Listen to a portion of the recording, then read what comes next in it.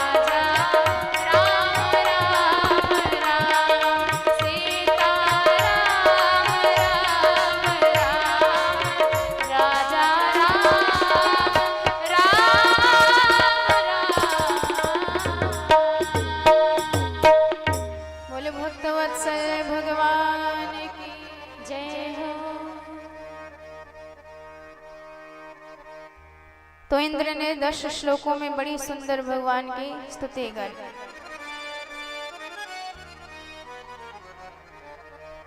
विशुद्ध सत्वम तव धाम शांतम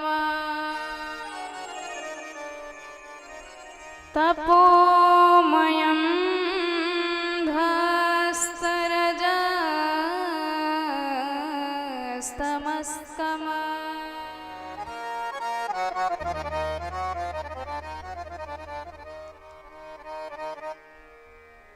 मायामयोऽयं गुण संप्रवाहो न विद्यते ते ग्रहणानुबंध। इंद्र कहता है कि सरकार आप जगत के गुरु हैं, जगत के पिता हैं, और मैं अपने आप को इस जगत का गुरु मानने लगा था, अपने आप को ही सब कुछ मानने लगा था। आपने मेरे उसी अहंकार का नाश किया है। जो आपकी थी वह आपने अपनी वस्तु छीन ले ली, तो इसमें कोई गलत काम नहीं किया है। प्रभु कहते हैं कि ठीक है, सारी संपत्ति हमारी है, तो जो संपत्ति तुम्हें मिली है उसका उपयोग करो, पर मालिक मानने का प्रयास बिल्कुल मत करना। यदि अपने आप को मालिक मानोगे तो वह धन जो मेरी है, जो मेरी संपत्ति है, उसे हम कभी ना कभी छीन लेंगे, और यदि अपना माने रहोगे तो उतना ही ज्यादा कष्ट होगा।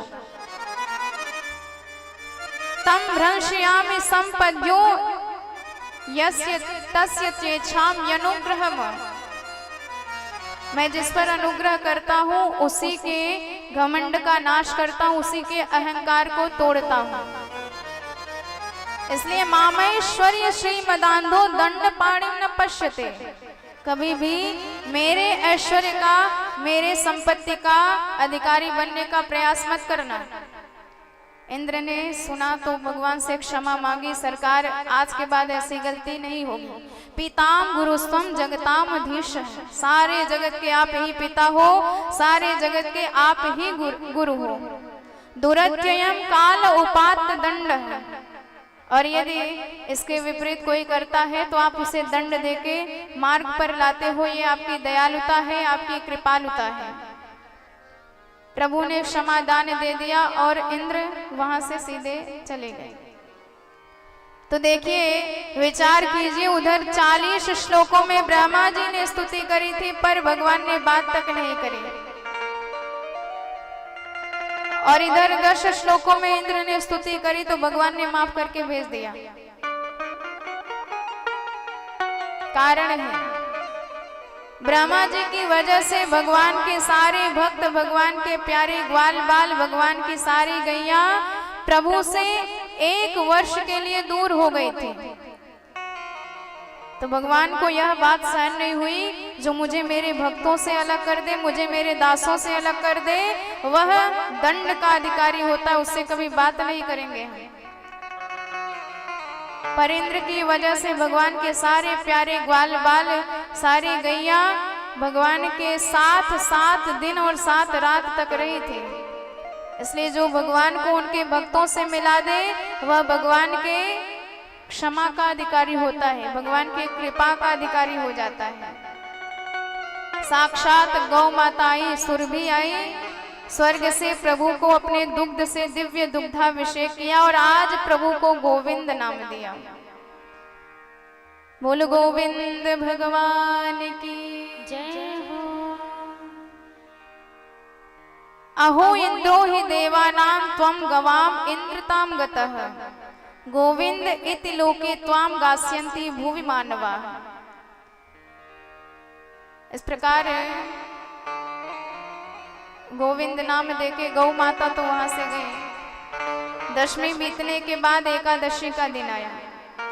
हमारे नंद बाबा पक्के वैष्णव हैं और एकादशी का व्रत बड़े भव्य तरीके से रहते हैं। तो देखिए, एकादशी का व्रत ऐसा व्रत है जो भक्ति प्रदायक है, सारे दोषों का हरण करने वाला है। इसलिए हर व्यक्ति को एकादशी का व्रत अवश्य करना चाहिए। और वैष्णव आप हैं तो इसको अवश्यम भावी करें।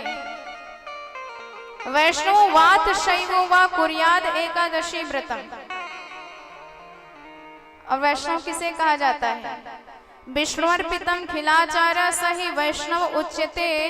जिसने अपने आप को भगवान नारायण का रूप दे दिया है, भगवान की भक्ति में अपना तन मन सर्वस्व अर्पण कर दिया है, वही वैष्णव कहा जाता है। जो किसी परंपरागत सद्गुरुदेव से दीक्षा लेकर मंत्र लेकर और नित्य मंत्र जप करता है, तिलक कंठी इत्यादि धारण करता है, वह पक्का वैष्णव कहा जाता है। अथवा वैष्णव उसे भी कहा जाता है जो सारी सृष्टि में, सारे जगत के कण कण में भगवान का ही रूप देखता है, सीताराम में समस्त जगत को जानता है, वह भी पक्का वैष्णव है।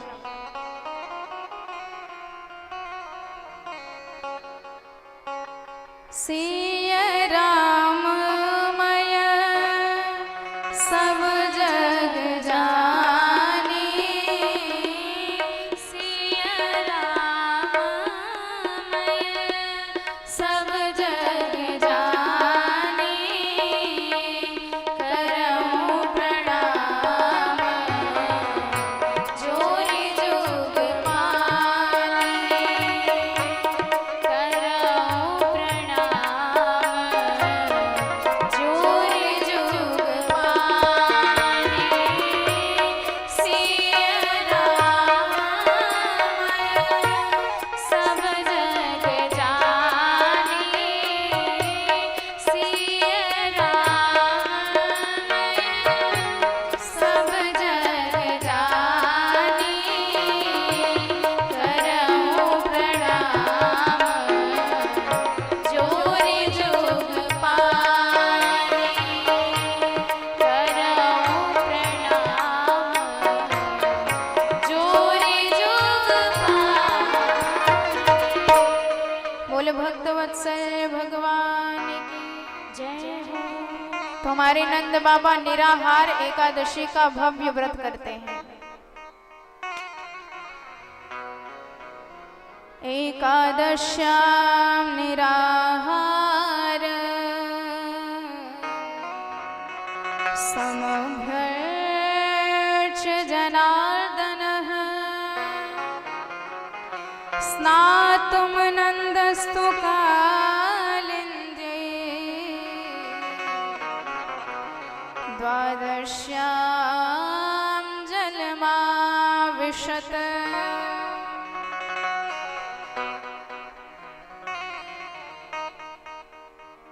एकादशी का व्रत किया, सहस्त्र तुलसी दलों से भगवान का अर्चन किया, और जब रात्रि की ही वेला थी, नंद बाबा को लगा कि सुबह हो गई है, ब्रह्म वेला है, तो बिना समझे बिना जाने नंद बाबा सीधे यमुना जी में उतर गए स्नान करने। और रात्रि के वक्त जल में स्नान करना वर्ज्य है। वरुण देवता के दूत घूमते रहते हैं, सो वरुण देव के दूत पकड़ करके नंद बाबा को वरुण लोक ले गए। उधर ब्रजवासियों ने कन्हैया को बताया कि कन्हैया तेरे बाबा तो यमुना जल में डूब गए। कन्हैया तुरंत छलांग लगाए जल में और सीधे वरुण लोक पहुंच गए। जैसे ही वरुण देव ने भगवान का वह दिव्य वेश देखा तो परम गदगद हो गए, हाथ जोड़ के भगवान से विनती करने लगे। आद्य में निभृतो देहो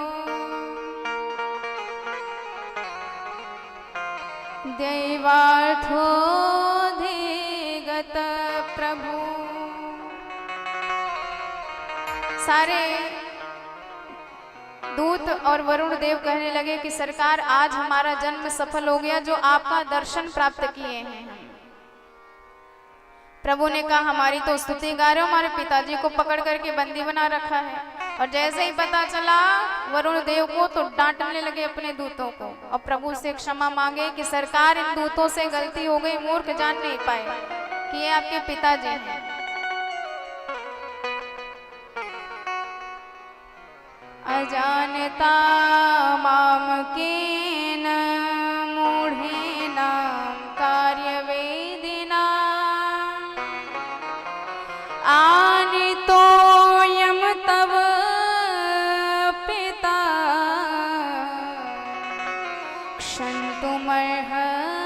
क्षन्तुमर्हस्यति भवान्।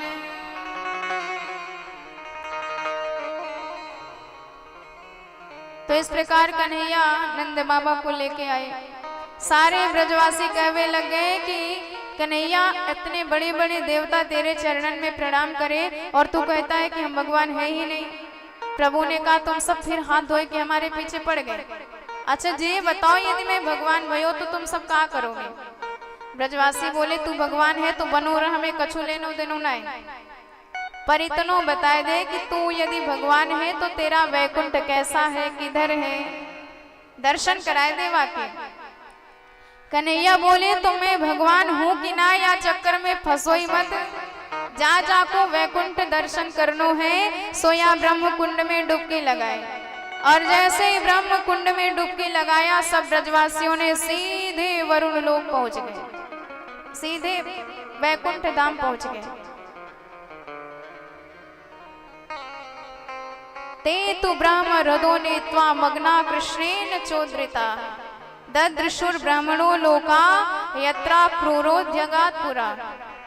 जो लोग अक्रूर जी को दिखाया था भगवान ने, वही आज ब्रजवासियों को दिखा दिया। उस वैकुंठ धाम में सभी चतुर्भुजधारी। ब्रजवासियों ने कहा चलो याते पूछते हैं कि हमारो कन्हैया किधर है, क्योंकि भाई अकेले जाना ठीक नहीं, पराया देश है, पराया नगर है, कहीं मार्ग भटक गए तो फिर भटकते ही रहेंगे। जैसे ही दूत से पूछे भैया जी राम राम, दूत ने तुरंत मुख पे उंगली रख दी, मौन मास्ता। ब्रजवासी घबरा गए, अरे ये तो काऊ से राम ही राम ना करे। तब तक एक बोला भाई हर जगह राम राम थोड़ी चले, अलग अलग देश, अलग अलग शिष्टाचार, अलग अलग व्यवहार, सब अलग अलग प्रकार के होते हैं।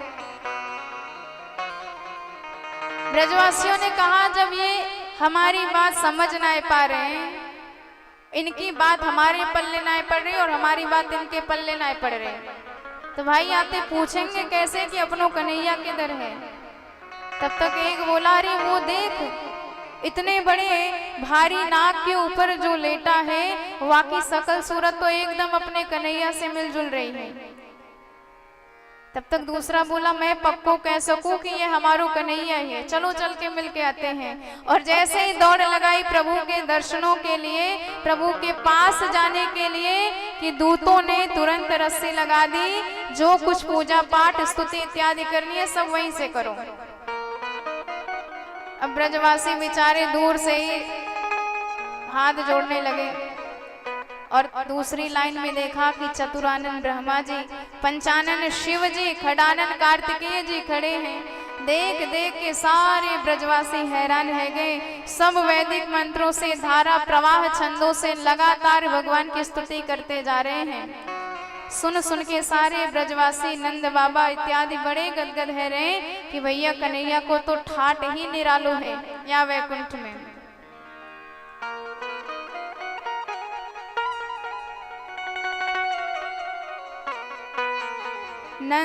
नंदादयस्तु तं दृष्ट्वा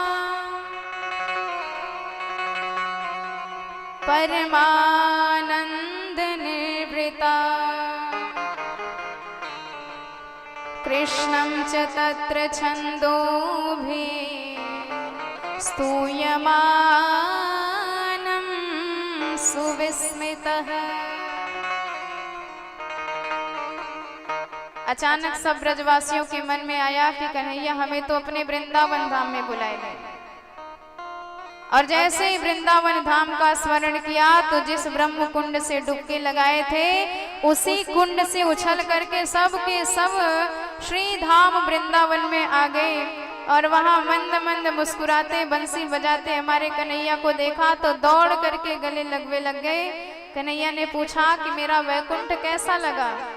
ब्रजवासी कहते हैं कि कन्हैया कहा गए वो वैकुंठ को।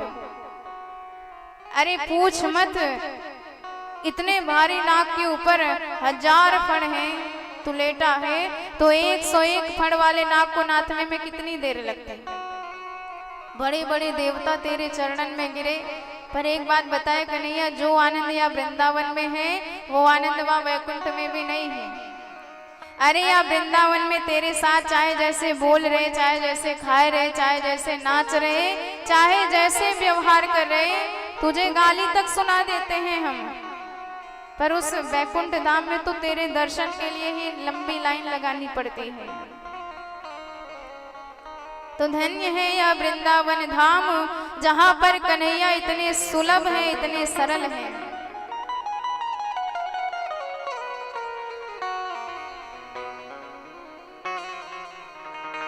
श्रीमद् वृंदावनम धाम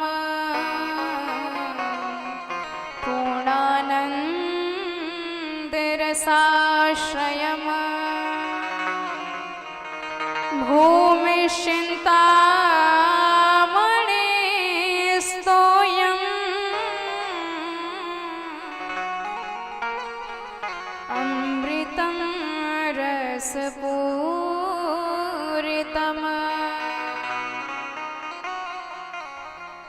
तो यहाँ के वृक्ष कल्प वृक्ष के समान है, जो भगवान को प्राप्त कराने वाले हैं, और यहाँ की मिट्टी साक्षात चिंतामणि के जैसे है। आप जो भी कल्पना करेंगे, जो भी इच्छा करेंगे, सब प्रदान कर देने वाली है। और यहाँ के यमुना जी के धारा से भी किशोरी जी के नाम आपको सुनाई देंगे। यहाँ के कण कण में प्रभु का ही सानिध्य प्राप्त होगा, क्योंकि यह साक्षात भक्तों की नगरी है, प्रेमियों की नगरी है, किशोरी जी की नगरी है, सच्चिदानंद धाम है। प्रलय काल में भी इसका नाश नहीं होता है। प्रेम की पिपास देख देख निज प्रेमियों की प्रेम का समुद्र सीमा तोड़ के बहाया है। भावुक रसीले जन निराश ना होंगे, अब कामना की पूर्ति हेतु कल्प तरु लगाया है। चिंतामणि जड़ित चारु चादर बिछा ही जहां, भांति प्रति भांति कुंज कुंज से सजाया है।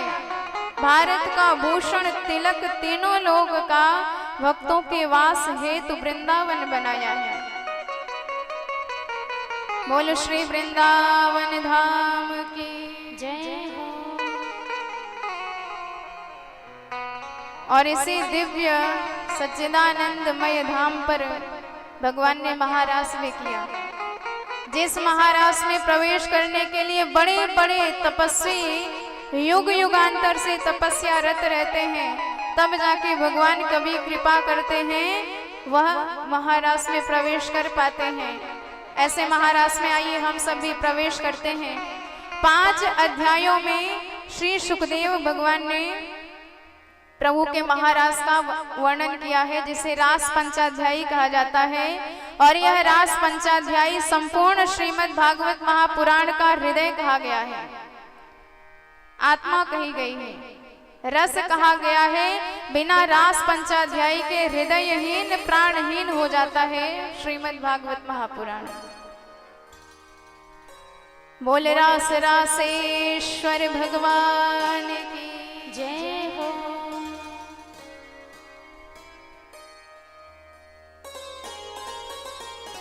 भगवान अपिता रात्रि शरदोत्फुल्ल मल्लिका, वीक्षरन्तुम मनश्चक्रे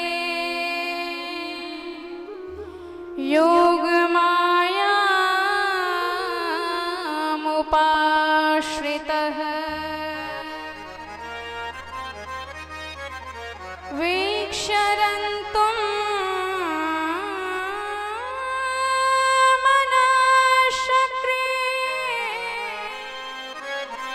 योगमाया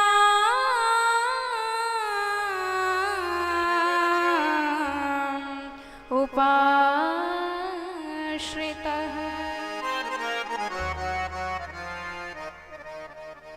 तो सुखदेव जी वर्णन करते हैं, शरद पूर्णिमा की दिव्य रात्रि, पूर्ण चंद्रमा की चांदनी चारों तरफ छिटक रही है और मल्लिकादिक पुष्पों से वह रात्रि अत्यंत सुशोभित हो रही है। आज भगवान ने जैसे ही उसकी दिव्यता का अवलोकन किया, वह शोभा का दर्शन किया, तो हमारी सरकार के मन में आज संकल्प उठा कि आज अपनी व्रज मामाओं के साथ वेरण करेंगे। वेरण करने के लिए बिना कृपा के, बिना योग माया के, शक्ति के भगवान समर्थ नहीं है। इसलिए सुखदेव जी कहते हैं योग माया उपाश्रितः, योग माया का सहारा लिए सरकार। तो ये योग माया कौन है? ये योग माया साक्षात भगवती किशोरी श्री राधा रानी सरकार है, पर हमारे सुखदेव जी की इष्ट देवी हैं, इसलिए स्पष्टतः राधा रानी का नाम नहीं लेते हैं। युज्यते भगवता श्री कृष्णेन सह संश्लिष्यते सा योगा श्री राधा। जो अपने प्यारे से सदा जुड़ी हुई रहते हैं, सदा आश्लिष्ट रहते हैं, ऐसी श्री किशोरी राधा रानी सरकार। हमारी राधा माधव सरकार में ऐसे ही अंतर नहीं है जैसे शब्द और अर्थ में आप भेद नहीं कर सकते हो, जैसे दीपक और बाती एक दूसरे से अलग नहीं हो सकते, जैसे दूध और सफेदी एक दूसरे से अलग नहीं हो सकते, जैसे पुष्प और खुशबू एक दूसरे से अलग नहीं हो सकते, ऐसे राधा माधव सदा एक हैं, सदा एक दूसरे से जुड़े रहते हैं, कभी पृथक हो ही नहीं सकते हैं। एक ज्योतिर्भूत वेधा राधा माधव रूपकम, दो रूप में परिवर्तित हो जाते हैं बस। परस्पर दो चकोर दो चंदा।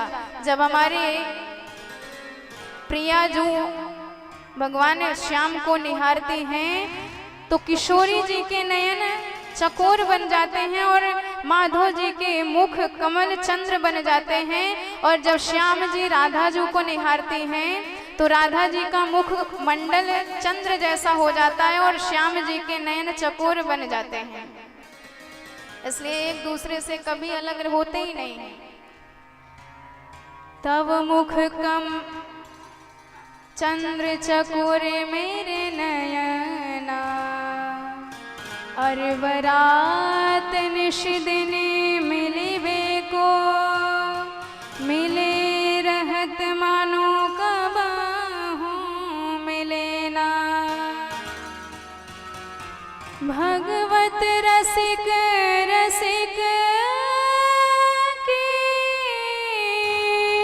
बातें, रसिक बिना कोई समझ सके ना, रसिक बिना कोई समझ सके ना। तो जब एक दूसरे से सदा जुड़े रहते हैं, कभी विभेद होता नहीं है, तो क्यों ऐसा कहा अरबरात निशिदिन मिलबे को, मिले रहत मानो कबहू मिले ना। हमारी किशोरी जी सरकार से कभी पृथक होती ही नहीं है, पर प्रेम का नियम है उत्तरोत्तर बढ़ता ही जाता है। फिर प्रेमी में चाहे कोई कितने ही दोष गिनाए, कितने ही अवगुण दिखाए, पर सच्चा प्रेमी वही है जो दोष सुनकर भी अपने मन में विकल्प ना बनाए, अपने मन को उसके प्रति अलग ना करे, भाव बदले ना। सच्चा प्रेमी वही कहा जाता है। आप पार्वती जी को देख लीजिए। पार्वती जी जब भगवान भोलेनाथ को प्राप्त करने के लिए तपस्या कर रहे थे, सारे सप्तर्षि पहुंचे, प्रश्न किया देवी जी क्या कर रही हैं आप? पार्वती जी ने कहा कि तपस्या कर रही हूँ, भोलेनाथ को पति के रूप में प्राप्त करना चाहते हूँ। सुनते ही सारे सप्तर्षि हंसने लग गए। उन्होंने कहा कि पार्वती जी आपको उल्टी शिक्षा दी किसने? पार्वती मैया कहते हैं कि मेरे गुरुदेव नारद जी ने बताया है। और जोर से हंसने लगे सारे सप्तर्षि। अरे आप उस नारद जी की बातों में आके भोलेनाथ के लिए तपस्या कर रही हो? पता है वो नारद कौन है? घर फोड़ू बाबा के नाम से विख्यात है, दूसरों का घर बिगाड़ देता है। और तुम्हें उस शंकर के लिए उन्होंने इतना प्रेरित कर दिया है, जिसके आगे नहीं कोई पीछे नहीं, घर द्वार तक नहीं, घर में फूटी कौड़ी भी नहीं, ऐसे अकिंचन भोलेनाथ के लिए तपस्या कर रही हो। हम तुम कहा वर नीक विचारा, हमने आपके लिए एक सुंदर वर खोज लिया है। कौन है? क्षीर सागर में निवास करने वाले मंगलों के भवन साक्षात लक्ष्मीपति नारायण, वही तुम्हारे लिए योग्य हैं। सुनते ही पार्वती मैया ने कहा बस महाराज, इससे ज्यादा मैं और नहीं सुन सकती हूँ। माना कि नारायण प्रभु सारे गुणों की खान है, उनमें कोई भी अवगुण नहीं है, और मेरे भोलेनाथ में सब अवगुण ही अवगुण है, दोष ही दोष है। कपाली हैं, स्मशानवासी हैं, भूत प्रेत के साथ रहने वाले हैं, असभ्य हैं, अमंगल वेशधारी हैं, पर जैसे भी हैं मैंने उनको अपना मान लिया है। मेरे हृदय में अब कोई विकल्प नहीं बचा है, कोई विचार करने का समय अब मेरे पास नहीं है कि मैं किसी और की हो जाऊं। अब तो जिसका होना था मैं हो चुकी, तन मन धन सर्वस्व मैंने उनके श्री चरणों में अर्पण कर दिया है। महादेव अवगुण भवन विष्णु सकल गुण खान, पर जाकर मन रम जाहि सन, तेहि तेहि सन काम। जिसका मन जिसके साथ रम गया, फिर लाख ब्रह्मा भी आके बदलने का प्रयास करे पर कभी बदल नहीं सकते। सच्चा प्रेम वही है। तो सदा सर्वदा राधा माधव एक दूसरे के साथ ही रहते हैं, पर किशोरी जी क्षण भर का भी वियोग सरकार से सहन नहीं कर पाते हैं। प्रभु के साथ हैं फिर भी छटपटाती रहती हैं कि कभी मैं इनसे अलग ना हो जाऊं। आज उसी योग माया का भगवान ने बड़े भाव से स्मरण किया, और योग माया का स्मरण करके सीधे वेणु में जैसे ही स्वर छेड़ा सरकार ने, ऐसी दिव्य तान निकली उस वेणु से कि उन गोपियों के कान में गई जो गोपियां महाराज में आने के लिए अधिकारी हो गई हैं, जिनका चीरहरण भगवान ने किया है। तो ब्रज में 2 बार बंसी बजी है। पहली बार बंशी बजी तो इति वेणुरवम राजन सर्वभूतम मनोहरम, वह वंशी की ध्वनि सारे ब्रह्मांड के कान में गई थी। सूक्ष्म से सूक्ष्म, विराट से विराट भी उस वंशी के तान से प्रभावित हो गया था। पर आज जो वंशी बजी है, जिसमें किशोरी जी की कृपा शक्ति मिली हुई है, वह वंशी बजी तो जगौ कलम वाम दृशा मनोहरम केवल उन्हीं गोपियों के कान में गई जिन गोपियों का प्रभु ने चीर हरण किया है।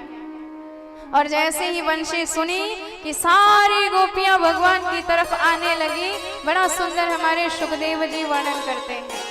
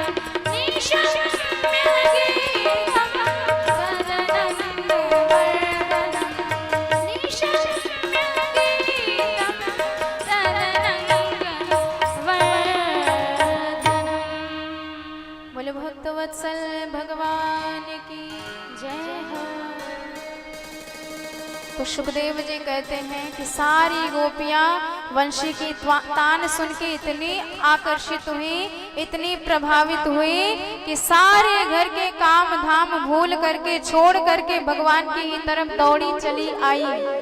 आज मुँह कह के यह संकेत देते हैं सुखदेव जी कि हम भी उसी महाराज में विराजमान थे, क्योंकि गोपियां आ गई इसका अर्थ है कि हम भी वहीं पर विराजमान थे। तो हमारे सुखदेव जी भी उस महाराज का दर्शन कर रहे हैं, इतना सौभाग्य इन्हें भी प्राप्त हुआ है। तो जरा विचार कीजिए कि आज सरकार के वंशी की तान कैसे बदल गई। आइए बड़े भाव से, वही भाव सरकार से हम सब भी रखते हैं कि प्रभु पहली बार तो बंसी बजी तो पूरी दुनिया को सुनाई दी, पूरा ब्रह्मांड मोहित हो गया, स्वर्ग की अप्सराएं तक ताल भूल गई आपकी बंसी की तान सुनकर। पर आज जो बंसी बजी पास के छोटे मोटे जीव तक नहीं सुन पाए, केवल उन्हीं गोपियों के कान में क्यों गई जिनका आपने चीर हरण किया है, जिनको महाराज में आने का न्योता दिया है, निमंत्रण दिया है। आइए बड़े भाव से हम सब मिलजुल के प्रभु से यही प्रश्न करते हैं। बोल बंसी वारे की जय हो, मेरे श्याम ये बता दो, मेरे श्याम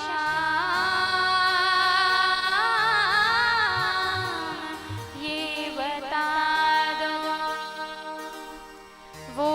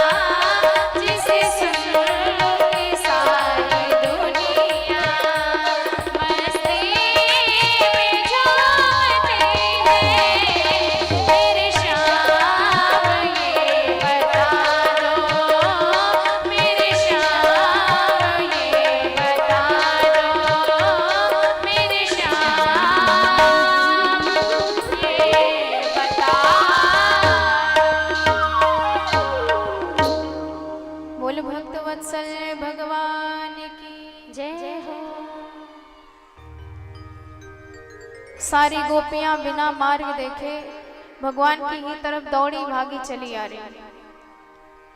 लिम्पन्त्यं प्रमिजन्तोऽन्या अंजन्त्यं काशलोचने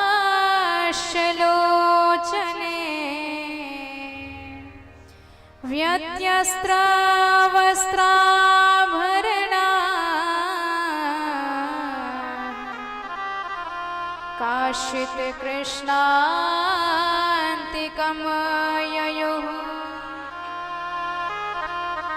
तां वार्यमाणां पतिभिः पितृभिर्भ्रातृबन्धुभिः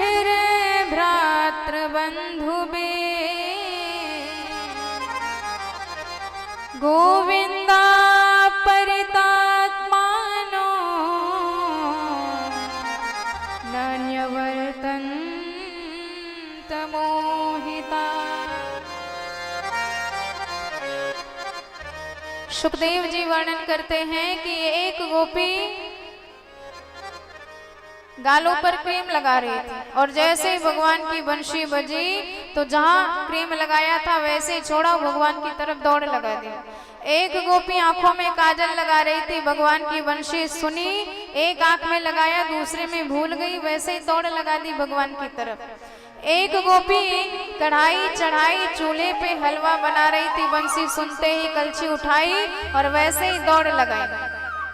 एक गोपी वस्त्र धारण कर रही थी तो उल्टे सीधे कपड़े पहन के चली गई। एक गोपी आभूषण धारण कर रही थी तो नाक की नथ कान में लटका ली और कान की बाली नाक में लटका के चल दी भगवान की तरफ। एक गोपी भोजन परस रही थी, पतिदेव ने नमक दाल में मांगा तो बंसी सुन के इतनी बावरी हो गई कि खीर में ही नमक डाल करके भगवान की तरफ दौड़ लगा दी। खीर में नौन, दाल में शक्कर, माखन में मिर्चाई, गाय को साग ससुर को भूसो, ऐसी मति मोराई। भगवान की तरफ सब पागल हुई, बेसुध हुई, अपने शरीर का हाल भूले दौड़ी चली जा रही है। तो भाई जब गंगा जी की धारा गोमुख से एक बार निकल ली तो फिर प्रीतम प्रेमास्पद समुद्र से मिलके ही दम लेती है। छोटा मोटा यदि पत्थर मार्ग में आए तो बहा करके वेग से ले जाएंगे, और यदि कोई विशाल पहाड़ आ जाए तो मार्ग बदल कर जाएंगी, लेकिन जाएंगी जरूर। तो ऐसी गोपियां आज किसी के रोकने से कैसे रुकती। जो गोपी सजने में लग गई उनके पतिदेव ने दरवाजा बंद करके ताला लगा दिया। अब बेचारी सोचने लगी आज सारी गोपियां प्रभु का दर्शन प्राप्त करेंगी, धिक्कार है मेरे शरीर के बंधन को कि मैं आज ताले में बंद हूं। इतना प्रेम भगवान के चरणों के प्रति, भगवान का ही ध्यान किया, शरीर का त्याग करके सूक्ष्म रूप बना करके अति शीघ्र भगवान के पास तुरंत पहुंच गए। तमेव परमात्मन जार बुद्ध्यापि संगता जुहुर गुणमयम देहम सद्य प्रक्षीण बंधना। सारी गोपियां आज भगवान के पास पहुंची। भगवान ने देखा कि गोपियों का झुंड ही आ रहा है। बड़े भाव से सरकार ने गोपियों का स्वागत किया। बोल भक्तवत्सल भगवान की जय हो। स्वागतम वो महाभाग प्रियम किम करवाणि वा व्रजस्या नामयं कच्चे ब्रूतागमन कारणम। भगवान ने हाथ जोड़ के बड़े भाव से सबका स्वागत किया। आओ आओ गोपियों, तुम्हारा अति स्वागत है। अब गोपियां बड़ी प्रसन्न हुई, कितने स्नेह से बंसी बजाई और कितने भाव से हमारा स्वागत कर रहे हैं। पर जैसे ही दूसरा प्रश्न किया, आ गई, स्वागत है, पर क्यों आई, कारण बताओ। अब गोपियों के होश उड़ गए कि इन्हें स्वयं नहीं पता कि हम क्यों आए हैं। अरे बंसी बजा के इन्होंने बुलाया और हमसे पूछ रहे हैं कि क्यों आई, हम क्या बताएंगे कि क्यों आई हैं। अब गोपियों के सारे मनोरथ भंग हो गए।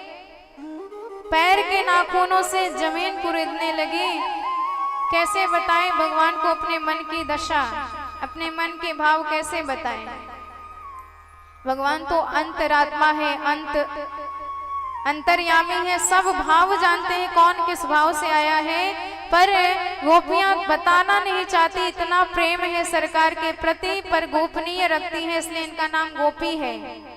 गोपनीय प्रयत्नतः, इतना प्रेम है पर गुप्त रखती हैं, कहना नहीं चाहती। पर सरकार आज उनके मुख से ही सुनना चाहते हैं, कटिबद्ध खड़े हैं कि आज इनके मन का प्रेम इनके मुख से ही कहलवा के दम लेंगे। तो देखिए, प्रेम गुप्त रहे तभी अच्छा होता है, और जब प्रेम का दीपक प्रकाशित होने लगता है तो संसार की हवा उसे बुझा भी देती है। पर भगवान इनके मन से, मुख से सुनना चाहते हैं, इसलिए भगवान बार बार छेड़ते हैं कि क्यों आई। प्रभु ने कहा अच्छा अच्छा समझ गया, चांदनी रात देखने आई होंगी, यमुना जल का दर्शन करने आई होंगी। दृष्टम वनम कुसुमितम राकेश कर रंजितम। गोपियों ने सिर हिला दिया, सरकार बहुत चांदनी रात देखी है। प्रभु ने कहा कि यमुना जल देखने नहीं आई, चांदनी रात देखने नहीं आई, तो क्यों आई। अच्छा समझ गया, पतिदेव से घर में खटपट हुई होगी, सो सीधे हमारे पास जंगल में दौड़ लगा दी। पर देखो देवियों, चाहे जितने घर में महाभारत हो जाए, पर स्त्री का कर्तव्य है अपने पतिदेव की सेवा करना। पति में लाख दोष हो, लाख अवगुण हो, लाख कमियां हो, लेकिन पतिव्रता स्त्री का परम कर्तव्य है पतिदेव की सेवा करे, नहीं तो ऐसी स्त्री नरक में जाने की अधिकारी होती है। दुःशीलो दुर्भगो वृद्धो जडोराज्ञो धनोऽपि वा स्त्रीभिः पतिर्न हातव्यो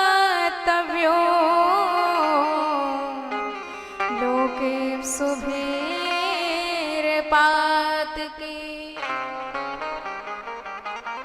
तो भगवान तो ये सांसारिक स्त्रियों के नियम बता रहे हैं, पर गोपियां तो इन समस्त भावों से परे परम रस की अधिकारिणी हो चुकी हैं। गोपियों ने सिर हिला दिया, सरकार घर में कोई महाभारत नहीं हुई। भगवान ने कहा कि घर में पतिदेव से झगड़ा हुआ नहीं, चांदनी रात देखने आई नहीं, तो फिर क्यों आई हो। बार बार सरकार वही प्रश्न किए जा रहे हैं। अब गोपियां कैसे कह दे कि सरकार हम आपके प्रेम में आई हैं। प्रायः बड़े साहस की बात होती है अपने प्रेम की बात कहना। भगवान ने कहा अच्छा समझ गया, पर देखो गोपियों, चाहे जितना प्रेम हो, लेकिन ऐसे रात्रि के वक्त मिलने मत आया करो। अरे संसार में बदनाम हो जाओगी, दुनिया क्या कहेगी आपको। अति परिचयाद अवज्ञा, प्रेम में दूरियां रहे तभी वह सही है। ज्यादा नजदीकियां होने लग जाती हैं तो दोष दर्शन भी होने लग जाता है। हमसे प्रेम करती हो तो हम गैया चराने जाते हैं, सुबह शाम हमारे दर्शन कर लिया करो, एक दूसरे से हमारी चर्चा कर लिया करो, पर यूं जंगल में मत आया करो। श्रवणा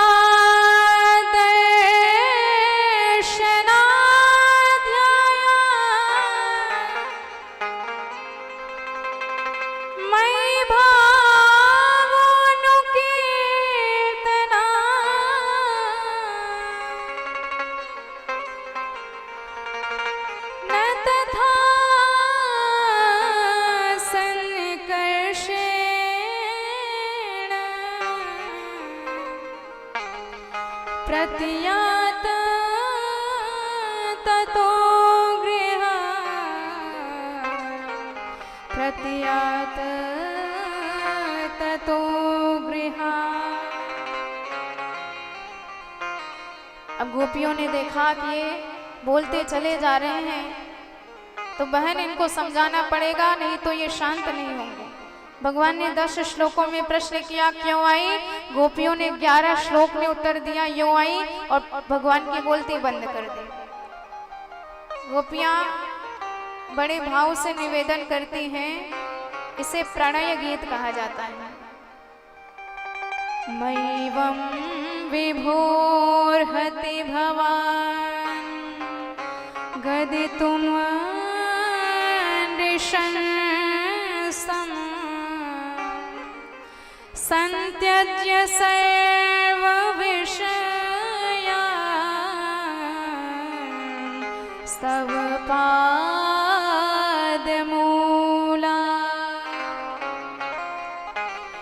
देवो यथादिपुरुषो भजते मुमुक्षुन्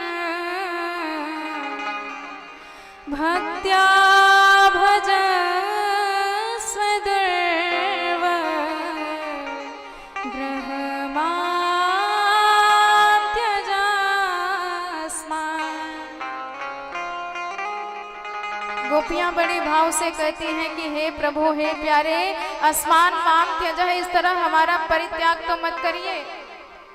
अरे हम सारी दुनिया के संबंध छोड़ करके, सारी दुनियादारी छोड़ करके, अपने पतिदेव, माता पिता, बच्चों तक को छोड़ करके आपके शरण में आई हैं, और जब से आई हैं तब से आप ऐसे कड़वे वचन बोलते जा रहे हो। भाग जाओ, चली जाओ, लौट जाओ। अरे मधुराति पते रखिलम मधुरम, कुछ तो मीठी वाणी बोलो। एकदम करेले जैसे कड़वी बातें क्यों बोल रहे हो? क्या हमारी शक्ल आपको इतनी बुरी लगी? हमारा आना आपको इतना खराब लग रहा है? जब से आई है तब से यही कहते जा रहे हो चले जाओ। यदि यही बात है, हमें बुलाकर यूं अपमान ही करना था तो हमें बुलाया क्यों? बंशी आपने बजाई क्यों? हमें निमंत्रण क्यों दिया? अच्छा ठीक है, बार बार कहते हो चले जाओ, चले जाएंगे, लेकिन हमारा मन जो बंशी बजा के चित्त को आपने चुरा लिया है, वह मन हमें वापस करो, क्योंकि बिना मन के हमारे पैर मुड़ते ही नहीं घर की तरफ।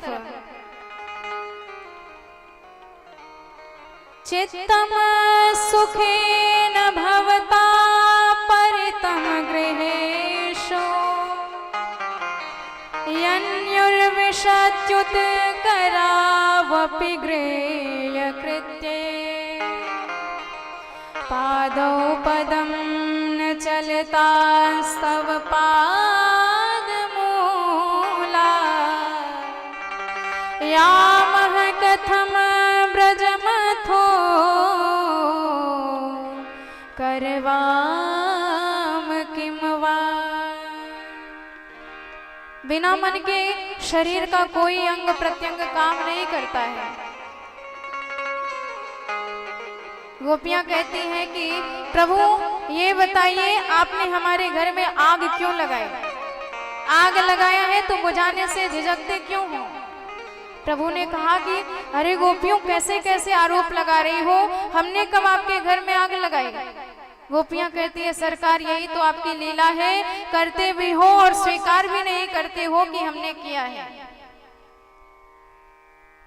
सबके हृदय में काम की अग्नि छुपी हुई रहती है और वही अग्नि ईंधन पाने के बाद प्रज्वलित हो जाती है। प्रायः पहले के जमाने में माताएं अग्नि को दबा कर रखती थी, छिपा कर रखती थी। पहले के जमाने में हमेशा माचिस का उपयोग नहीं किया जाता था। उपले पर अग्नि बना दी जाती थी और उसी अग्नि को राख के नीचे दबाकर रखा जाता था, और सुबह होने के बाद माताएं वही उपले निकाल करके उसमें ईंधन डालती। ईंधन डालने के बाद वह अग्नि सुलगने लगती थी, और सुलगने लगती तो उसी में फूंकने के द्वारा फूंक लगाती और वही अग्नि प्रकट हो जाती थी। ठीक ऐसे ही इस जगत में हर प्राणी के हृदय में अग्नि छिपी हुई है, जिसे कामाग्नि कहा जाता है। गोपियों ने कहा सरकार, हमारे भी हृदय में वह अग्नि दबी पड़ी थी, छिपी हुई थी, पर आपने उसी अग्नि पे ईंधन डालने का काम किया है। आपने जो अपने त्रिभुवन मोहिनी कमनीय सांवरी छटा का दर्शन कराया, हमने आपकी उस सांवरी छटा का दर्शन किया तो हमारी वह कामाग्नि धीरे धीरे जागृत होने लगी, सुलगने लगी है। पर प्रभु यहाँ तक तो ठीक था, सांवरी छटा का दर्शन करा के काम को बढ़ा दिया आपने, जागृत कर दिया, लेकिन अभी सुलग ही रही थी। पर आपने अपनी वंशी में फूंक मार करके उस अग्नि को भड़का दिया है। तो देखिए, जिस अग्नि में स्वाहा स्वधाकार किया जाता है उसे यज्ञाग्नि कहा जाता है। तो जब तक यज्ञाग्नि प्रज्वलित ना रहे तब तक स्वाहा आप कर भी नहीं सकते, यज्ञ नहीं कर सकते हो। तो अग्नि होनी चाहिए, पर जब वही अग्नि बढ़ जाती है, इतनी बढ़ जाती है कि मंडप तक पहुंचने लग जाती है, तो पंडित जी थोड़ा सा जल का छींटा डाल देते हैं ताकि अग्नि थोड़ी शांत हो जाए, नहीं तो मंडप ही जल करके भस्म हो जाएगा। तो बिना अग्नि के कोई काम संभव नहीं है। घर में भोजन भी बनता है तो अग्नि से ही बनता है, भोजन पचता है शरीर में तो भी अग्नि से ही पचता है, स्वाहा करते हैं तब भी अग्नि से ही स्वाहा किया जा सकता है। लेकिन ये अग्नि सीमित हो, इतनी ना बढ़ जाए कि नष्ट कर डालें आपके घर को ही, आपके मंडप को ही। तो नियंत्रित करना चाहिए। गोपियां कहती हैं कि सरकार अग्नि को तो आपने भड़का दिया, प्रज्वलित कर दिया वंशी बजा के, हमारी अग्नि, हमारी कामाग्नि एकदम प्रज्वलित है, भड़की हुई है। यदि आज आपने इसे शांत नहीं किया तो यह अग्नि हमें नष्ट कर डालेगी, भस्म कर डालेगी। यह अग्नि तुम्हारी लगाई हुई, बिना आपके और बुझाएगा कौन। परिवार कुटुंब से नाता तजा, उनमें हमको अपनाएगा कौन। मेरे श्याम दया निधि आपको छोड़े, दिनों पे दया बरसाएगा कौन। अहो प्रीतम प्यारे तुम्हारे बिना, अधरामृत पान कराएगा कौन। गोपियों ने कहा कि सरकार आज यदि आपने अधरामृत प्रदान नहीं किया तो जल करके भस्म हो जाएंगे हम इसी कामाग्नि में। सिंचांगनस्त्वदधरामृत पूरकेण, हासावलोक कलगीत जरे छयाग्निमय। नो चेत् विरह जाग्न्युपयुक्त देहा, ध्यानेन याम पदयो पदवीं सखेते। गोपियों ने सरकार को कह दिया कि प्रभु आज यदि आपने अधरामृत हम तीनों को पान नहीं कराया तो फिर आपकी सौगंध खाके कहते हैं कि प्राणों का विसर्जन कर देंगे। कम से कम जीते जी नहीं, मरने के बाद तो अवश्य आपकी प्राप्ति हो ही जाएगी। ये अधरामृत क्या है? धरती इति धरा, धरा अमृतम भवति इति धरामृतम, धरामृतम न भवति इति अधरामृतम। इस धरती पर जो रस, जो आनंद, जो सुख आपको मिले उसे धरामृत कहा जाता है। पर जो आनंद, जो सुख इस धरती पर भी ना मिले उसे अधरामृत कहा जाता है। और गोपियां उसी अप्राकृतिक, अभौतिक, अलौकिक रस की याचना भगवान से आज कर रही हैं। तो इतना अधिकार रखती हैं प्रभु के प्रति गोपियां, और सच्चा प्रेम वही है। प्रेम की 3 गतियां होती हैं, तदीयताम, त्वदीयताम, मदीयताम। तदीयताम अर्थात जिसे हमने कभी देखा नहीं, जिससे कभी बात हुई नहीं, जिससे कभी मिले नहीं, पर उसके दिव्य गुणों को सुनते सुनते मन इतना दीवाना हो गया कि दिन रात तरसते रहते हैं कि कब उनसे भेंट हो जाए, कब उनसे उनके दर्शन हो जाए, कब मिलेंगे, कैसे मिलेंगे, सोचते रहते हैं। और सौभाग्य से यदि गिरते पड़ते उनसे भेंट हो भी गई और भेंट होते सीधे सर्वस्व समर्पित कर दिया, अहम त्वदीयोऽस्मि, तवास्मि, कि हम आपके हैं, तन मन धन सब कुछ अर्पण कर दिया। और जिनके प्रति अपना सब कुछ अर्पण कर दिया, निवेदन कर दिया आपने, फिर उनसे इतना प्रेम हो गया कि साधिकार आप उनसे कहते हैं कि आप सिर्फ मेरे हैं, मेरे अतिरिक्त किसी को देखा भी तो हमसे सहन नहीं होगा। और गोपियों का प्रेम इसी प्रकार का है, तदीयताम त्वदीयताम मदीयताम, सबसे ऊंची पराकाष्ठा है प्रेम की यह। आज गोपियां पूरे अधिकार के साथ भगवान से कहती हैं कि यदि आपने हमें वह रस प्रदान नहीं किया तो हम अपने प्राणों का विसर्जन कर देंगे। नो चेत विरह जागनुपयुक्त देहा। भगवान ने विचार किया कि इनमें कोई रस अब जगत का रह नहीं गया। अरे भाई, हम 50 रुपए का सामान भी बाजार से लेने जाते हैं तो ठोक बजा के देखते हैं कि कोई दोष तो नहीं, कोई कमी तो नहीं, पर आज तो इनको संसार से सर्वश्रेष्ठ सर्वोच्च रस मिलने वाला है। इसलिए भगवान जरा परीक्षण लेकर देखते हैं कि इनमें कोई संसार का रस तो नहीं रह गया है। और भगवान ने देखा कि ये सर्वस्व त्याग करके मेरी शरण में आई है, माता पिता तक को त्याग दिया है, स्नेहम स्वजन बंधुसो। तो प्रभु ने देखा कि अब ये मेरी योग्य हो गई है, तो भगवान ने अपनी उन गोपियों के साथ विक्रीडन करना प्रारंभ कर दिया। कामदेव भी उसमें पहुंच गए। बाहु प्रसार परिरंभ कराल कोरु, निविस्त नाल भन नर्म नखाग्र पातई, क्षेल्यावलोक सुतई ब्रज सुंदरी भी उत्तम भयम रतिपतिम रमयांचकार। कामदेव जैसे ही आए, भगवान ने कहा कि तुम हमें जरा भी विचलित करके दिखाओ। अनंत सुंदरियों के बीच में हम नृत्य कर रहे हैं, वेरण कर रहे हैं, हमारे मन में जरा सा काम भाव प्रकट करके दिखाओ तो जाने। लज्जित हो गया कामदेव और भगवान को नाम दिया अच्युत। बोला अच्युत भगवान की जय हो। पर एक गोपी के मन में मान हुआ, बाकी सारी गोपियों के मन में अभिमान हो गया कि देखो देखो सारे जगत का मालिक कैसे हमारे इशारों पर नृत्य कर रहा है। भगवान उस माननीय गोपी के साथ तुरंत वहां से अंतर्हित हो गए। अंतर्हिते भगवती ससैव ब्रजांगना।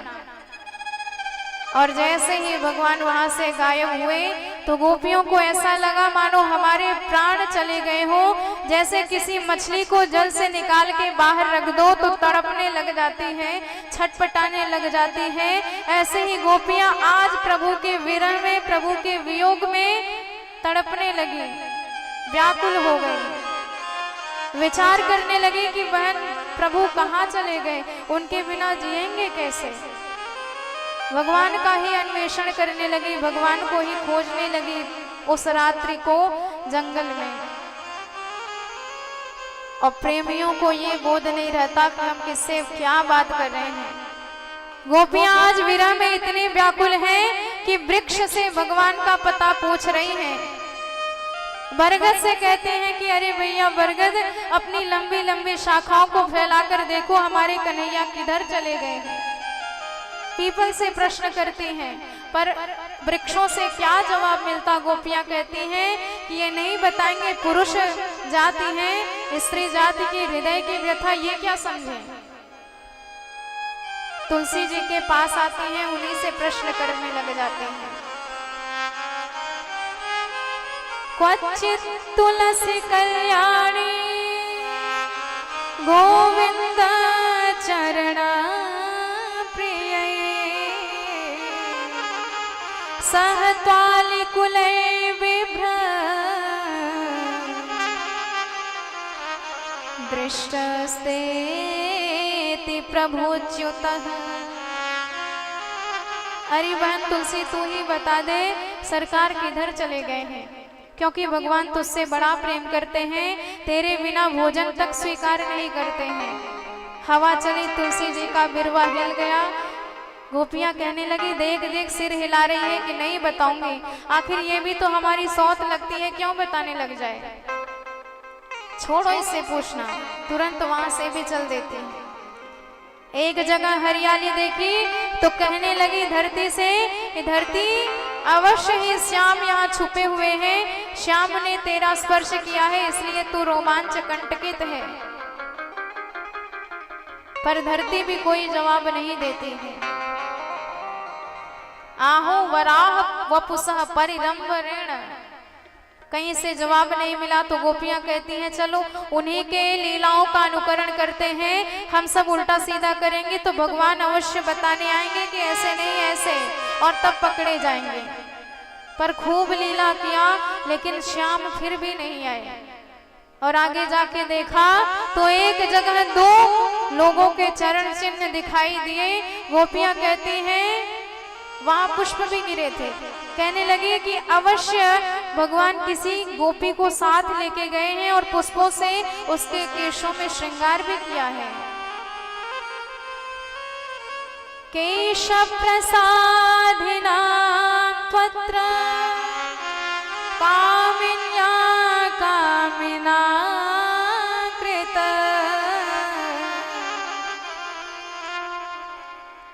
और जैसे ही गोपियों ने देखा कि किसी गोपी को साथ लेके गए हैं भगवान, तो गोपियों के मन में जलन होने लगी, स्पृहा होने लगी कि आखिर ये कौन है जिसे श्याम साथ लेके गए। जो गोपी प्रभु को साथ लेके गई हमें यूं तड़पता हुआ छोड़कर। सुखदेव जी स्पष्ट नाम तो नहीं लेते, पर ये हमारी किशोरी जी हैं जो सरकार के साथ गई हैं। राधा जी ने सोचा कि जब मैं इन गोपियों के साथ नहीं रहूंगी तो भगवान इन्हें दर्शन नहीं देंगे, या इसी प्रकार व्यथित रहेंगे, व्याकुल रहेंगे, क्योंकि मैं भक्ति हूँ और बिना भक्ति के भगवान भक्त के पास कभी नहीं जाते हैं। राधा जी ने कहा कि सरकार मेरे पैर में दर्द होने लगा, मैं और नहीं चल पाऊंगी। प्रभु ने कहा कि देवी स्कंद आरोह्यताम, आप मेरे कंधे पर विराजमान हो जाइए और बताइए मैं आपको कहाँ लेकर चलूं। किशोरी जी कहती हैं नय माम यत्र ते मनः, सरकार जहां आपका मन हो, जहां आपकी मर्जी हो वहीं लेकर चलिए। प्रभु समझ गए राधा जी के मन के भाव, तुरंत वहां से भी गायब हो गए। पर हमारी किशोरी जी एक क्षण का विरह सरकार से सहन नहीं कर पाती। जैसे ही प्रभु छोड़ करके गायब हुए किशोरी जी को, किशोरी जी इतना तड़पने लगी, इतनी व्यथित हो गई, इतनी व्याकुल हो गई, रुदन करने लगी। और जब गोपियों ने किशोरी जी की वह व्याकुलता देखी, सारे हृदय का जलन, हृदय की स्पृहा दूर हो गई, नष्ट हो गई। किशोरी जी के विरह में उनका साथ देने लगी। सबको लेकर किशोरी जी यमुना तट पर आई। पुनः पुलिनमागत्या कालिंद्याम कृष्ण भावना। किशोरी जी ने सब गोपियों के साथ मिलकर एक विरह गीत गाया 19 श्लोकों में, कनक मंजरी छंद में, जिसे गोपी गीत कहा जाता है। और कहा कि प्यारे यह गीत सुनकर भी यदि नहीं आए तो हम सब इसी यमुना जल में अपने प्राणों का विसर्जन कर देंगे। और जो भी इस गोपी गीत का नित्य पाठ करता है उसके जीवन में भगवान की पराभक्ति प्रकट हो जाती है। इसलिए आइए बड़े भाव से हम सब मिलजुल कर भगवान के श्री चरणों में यही भाव समर्पित करते हैं। जयति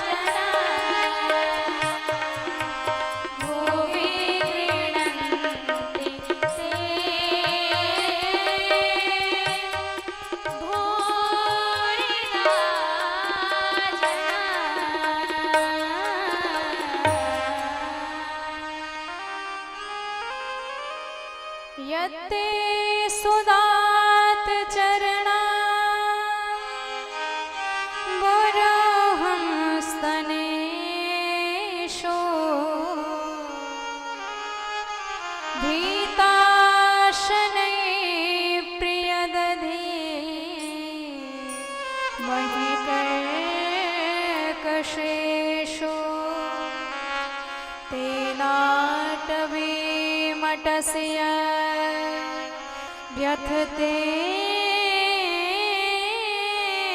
न किंस्विद कूर्पादिभिः भ्रमति दे भवदायुकाम्नः।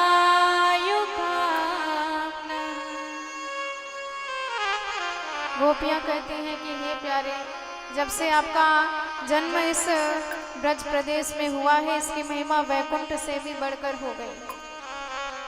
आपके जन्म लेने से वह सचला चंचला लक्ष्मी यहाँ अचला होकर के स्थापित हो गई हैं। झाड़ू लगाती है लक्ष्मी आपके प्रभाव से। प्रभु, आप बड़ी बड़ी प्रतिज्ञाएं करते हो कि एक बार मेरी शरण में आ जाओ, एक बार मेरे हो जाओ, सारे जगत के दुखों से मुक्त कर दूंगा, किसी प्रकार का भय नहीं रहने दूंगा, किसी प्रकार की व्यथा नहीं रहने देंगे। पर हम तो आपके जन्म जन्म की दासी होके भी आज देखो दर दर भटक रही हैं, आपको ढूंढ रही हैं, आपको खोज रही हैं, पर आप इतने निष्ठुर हैं कि आपको हमारी याद तक नहीं आ रही है। यदि हमें इतना तड़पाना ही था तो आपने वह माधुरी मुस्कान के दर्शन हमें कराए ही क्यों? जिन नेत्रों में मिलन की भावनाएं भरी हुई थी, उन्हीं नयनों का दर्शन करने हम सर्वस्व त्याग करके यहाँ आ गई और आप हमें रोता हुआ तड़पता हुआ छोड़ करके गायब हो गए यहाँ से। अलकों पे कलियां गुलाब की सोहे मन, शोभा सिंधु अधरों की करत अधीर है, मारी तीखी तीर नैन भेदत और रसिकन के करत शिकारी, ये शिकारी नंद वीर है। प्रभु, आपको तो शिकारी होना चाहिए, आप तो सबका वध करने के लिए ही आए हैं। नेह किम वधः, अरे आप प्रेम के द्वारा हमारा वध करते हैं। अपने हाथ से लगाया हुआ जहर का पेड़ भी कोई नहीं काटता है, पर आपके द्वारा रक्षित आपके लिए तड़प तड़प के मर रही हैं, आपको जरा भी शर्म नहीं आ रही है। आप यशोदा मैया के बेटा हो ही नहीं सकते हो। यशोदा मैया कितनी करुणामयी, कितनी स्नेहमयी, कितनी दयामयी, वात्सल्यमयी, और उन यशोदा के आप जैसे निष्ठुर बेटा। न खलु गोपिका नंदनो भवान, अखिल देहिना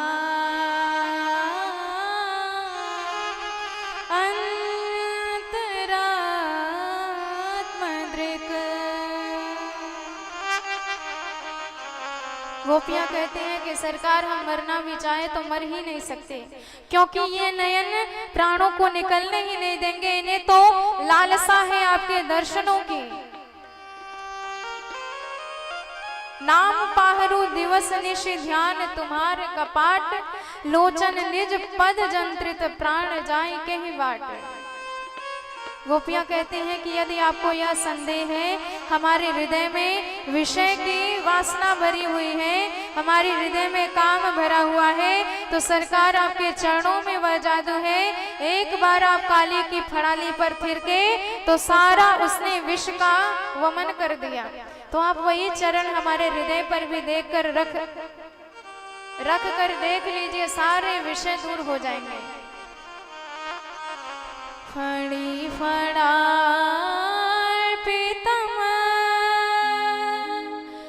ते पदाम्बुजम, क्रीडुकुचेषु नः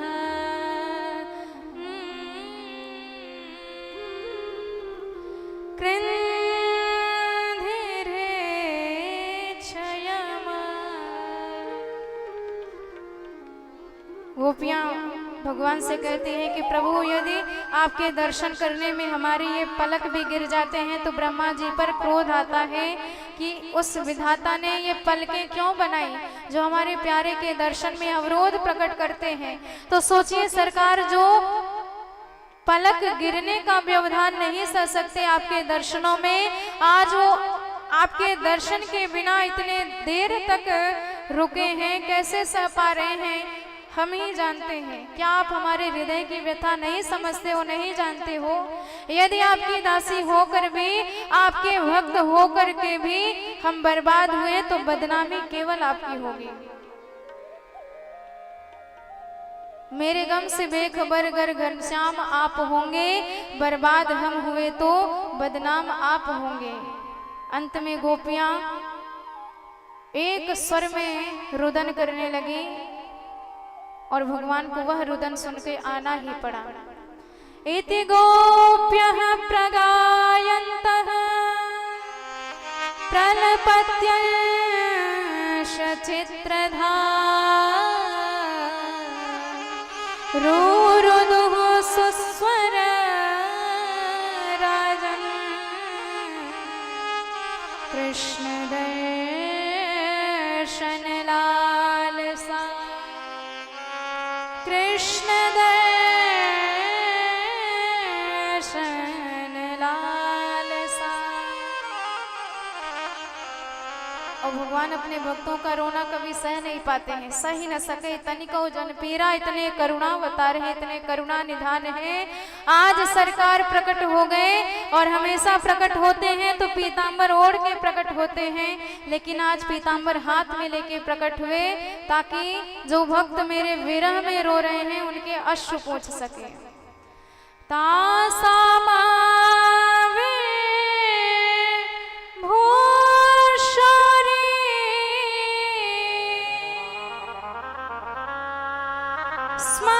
स्मयमान मुखाम्बुज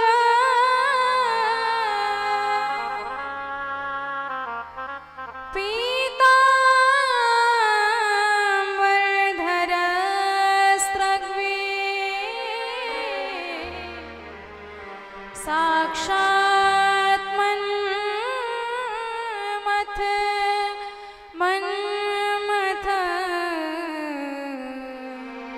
साक्षात् मन्मथ मन्मथ साक्षात् मन्मथ मन्मथ। बोल रास विहारी भगवान की जय हो। भगवान का इतना दिव्य वेश है कि मन को मथने वाले मनमथ अर्थात कामदेव के भी मन को मथ दे रहा है वह भगवान का दिव्य वेश। गोपियों ने देखा तो निहाल हो गई, प्यारे के दर्शन करके चरणों में निवेदित हो गई। भगवान ने कहा, देखो गोपियों, जगत में 3 प्रकार के प्रेमी देखे जाते हैं। पहले प्रेमी वो, हम तो प्रेम कर रहे हैं, तुम करो या ना करो। और दूसरे प्रेमी वो जो प्रेम के बदले प्रेम करे। और तीसरे प्रेमी 4 प्रकार के कहे गए हैं। आत्मा राम, आप्त काम, अकृतज्ञ, गुरुद्रोही। तो आत्मा राम तो स्वयं से प्रेम नहीं करते, दूसरे से क्या करेंगे। और आप्त काम की सारी इच्छाएं पूर्ण हो चुकी हैं। और अकृतज्ञ तो किसी से प्रेम करने लायक ही नहीं है। और गुरुद्रोही वो जो प्रेम करने वालों को भी लूटने में जरा भी कसर ना छोड़े। गोपियां कहती हैं, सरकार ये 4थे नंबर में आप ही नजर आ रहे हैं। भगवान ने कहा कि गोपियों, तुम्हारे विरह में हम भी कम नहीं तड़पे हैं। गोपियां कहती हैं, बचपन से नंबर 1 के महा झूठा हो, चलो बातें बनाना छोड़ दो। पर प्रभु कहते हैं कि देखो गोपियों, जब तक धूप ना लगी हो सिर पर तब तक छांव का क्या महत्व होता है समझ में नहीं आता है। जब तक प्यास ना लगी हो तब तक जल का महत्व समझ में नहीं आता है। और जब तक विरह ना हो तब तक मिलन का महत्व समझ में नहीं आता है। और भगवान ने कहा कि आपके ऋण से तो हम कभी उऋण नहीं हो पाएंगे। जैसे सरकार ने हाथ जोड़े, गोपियां रीझ गई। हमारे सुखदेव जी बड़ा सुंदर यहाँ वर्णन करते हैं, लिखते हैं, तासाम आविर्भूत शौरी, अर्थात गोपियां इतनी रुदन कर रही थी, सरकार देख नहीं पाए। तासाम आविर्भूत, सीधे वहीं से प्रकट हो गए। और प्रकट होते ही कहते हैं सॉरी। तासाम आविर्भूत शौर्य। तो गोपियां सरकार की इसी अदा पर रीझ गईं और सरकार सारी गोपियों के साथ विक्रीडन करना प्रारंभ करने लगे। जितनी गोपियां उतनी सांवरे सरकार प्रकट हो गए। जैसे आकाश में बिजली चमक पड़ती है, ऐसे गोरी गोरी गोपिकाओं के साथ एक एक सांवरे सरकार अति शोभित दिखाई पड़ रहे हैं। सारी दुनिया भगवान की उस महारास में प्रवेश कर रही है। हमारे सुखदेव जी तो अपने शब्द छटा में ही नाचने लगे। पादन्यासैर भुज विदुतिभि सस्मृतैर भ्रू विलासैर भज्यन मध्य शल कुछ पटै कुंडलैर गंडलोलै स्विद्यन मुख्या कवर रचना ग्रंथया कृष्ण वद्वो गायन्त्यस्तम तडित इवता मेघ चक्रे विरेज हो। भोलेनाथ भी पहुंच गए पर गोपियों ने टोक दिया, महाराज दाढ़ी मूछ वाले बाबाओं का कोई काम नहीं, निकलो बाहर। शिव जी ने कहा गोपियों मौका दो, हम भी बहुत बढ़िया ठुमका लगा लेते हैं। पर गोपियां कहती हैं पुरुष प्रवेश सर्वथा वर्जित। भोलेनाथ से सहन नहीं हुआ, यमुना जी में गए, डुबकी लगाए, लंगा फरिया पहने, 1.5 हाथ का घूंघट डाले, गोपियों के झुंड में मिल गए। हमारे प्रभु ने पहचान लिया, खूब स्वागत किया, आओ आओ मेरे गोपेश्वर नाथ।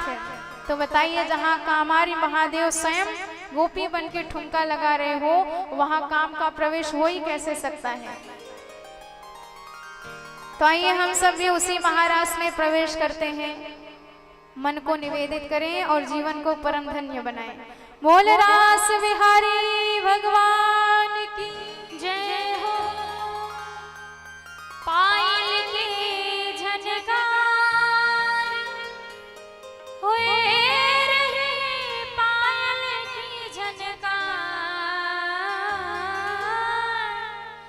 पायल की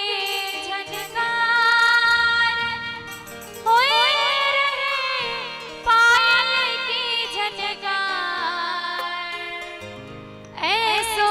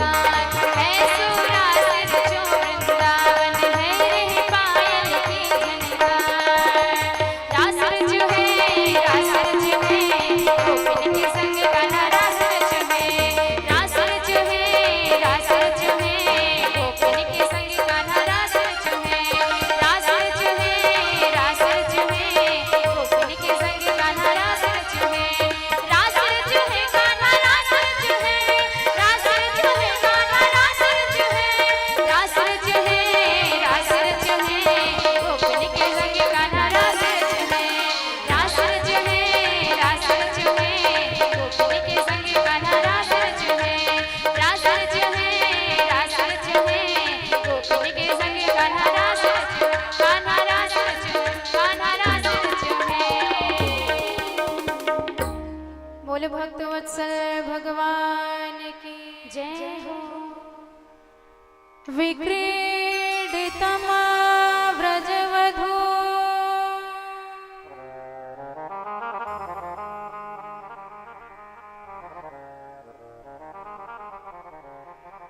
भीरिदं च विष्णु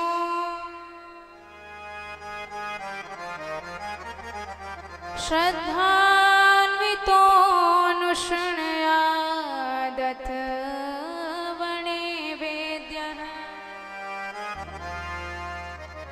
भक्तिं परां भगवती प्रतिलभ्य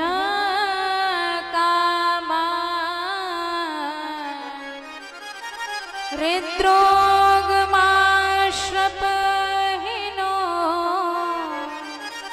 त्यचिरेण धीरा।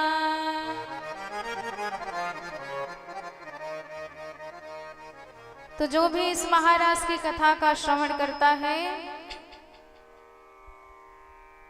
उसके जीवन में सारे काम विकार काम भाव नष्ट हो जाते हैं।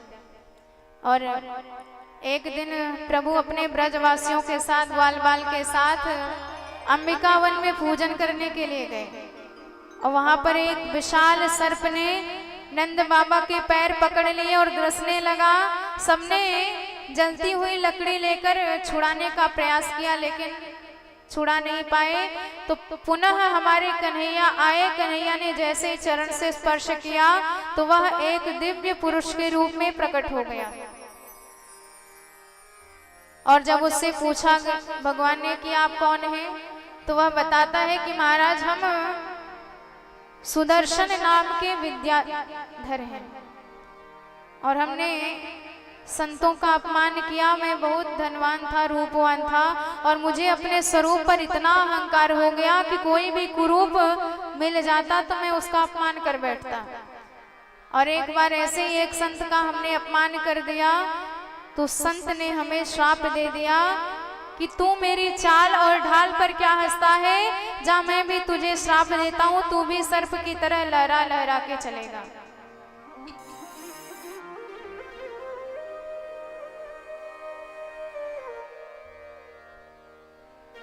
अहम विद्याधरम कश्चित् सुदर्शन इति श्रुतः श्रिया स्वरूप संपत्त्या विमाने नाचरम दिशि। पर प्रभु संत का श्राप भी भगवान से मिला देता है। संत का आशीर्वाद तो अनुग्रह करता ही है, लेकिन यदि किसी को संत ने श्राप दिया है तो वह श्राप भी भगवत दर्शन का कारण बना है। तो आज तो मैं अनुग्रह मानता हूँ कि संत ने हमें श्राप दिया, जिनके श्राप की वजह से आज आपके दर्शन हुए हैं। सापो में अनुग्रहायैव कृतस्ते करुणात्मभिः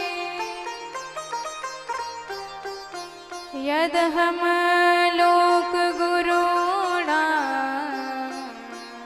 पदास्पृष्टो हताशुभः।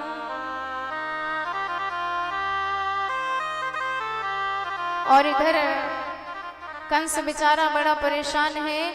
नारद जी आए तो कहने लगा महाराज हम एक से एक वीर वृंदावन में भेजने पर न जाने कृष्ण और बलराम कौन है, जाते तो सब हैं पर लौट के कोई नहीं आता है। नारद जी ने बताया कंस ये कृष्ण बलराम कोई और नहीं, ये साक्षात देवकी के 7वें और 8वें लाला हैं।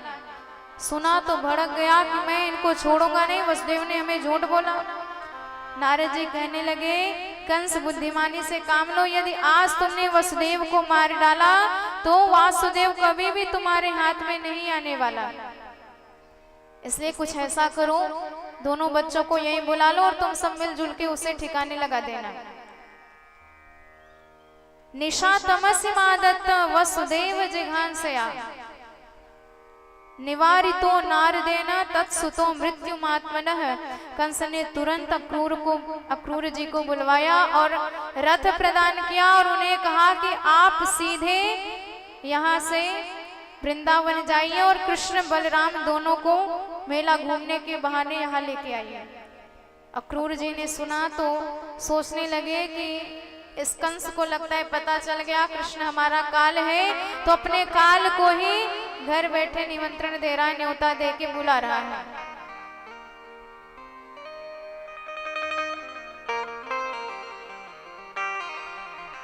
पर अक्रूर जी कहते हैं महाराज मनोरथ तो हम बड़ी ऊंची ऊंची करते हैं कि ये कर देंगे वो कर देंगे, पर होता जाता वही है जो भगवान की मर्जी होती है। उनकी मर्जी के बिना पत्ता तक नहीं हिलता है।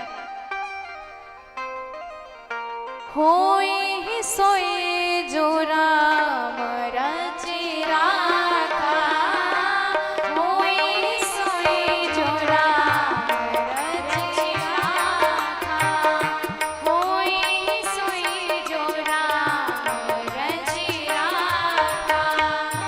होकर तरक बढ़ाए शाखा, होकर तरक बढ़ाए शाखा, होई ही सोई जो राम रचि राखा, होई ही सोई जो राम रचि राखा। होकर तरक बढ़ावे शाखा, कर तरक बढ़ावे शाखा। अक्रूर जी तो चलते विचार करते जा रहे हैं कि धन्यवाद दूंगा उस कंस को जिसने मुझे उठाया, जगाया और रथ दिया कि जाओ भगवान से मिलाओ। तो जो भगवान से हमें मिलाए उससे बड़ा हमारा स्नेही संबंधी और कोई नहीं हो सकता है। द्रक्ष्यामि नूनम सुकपोलनासिका,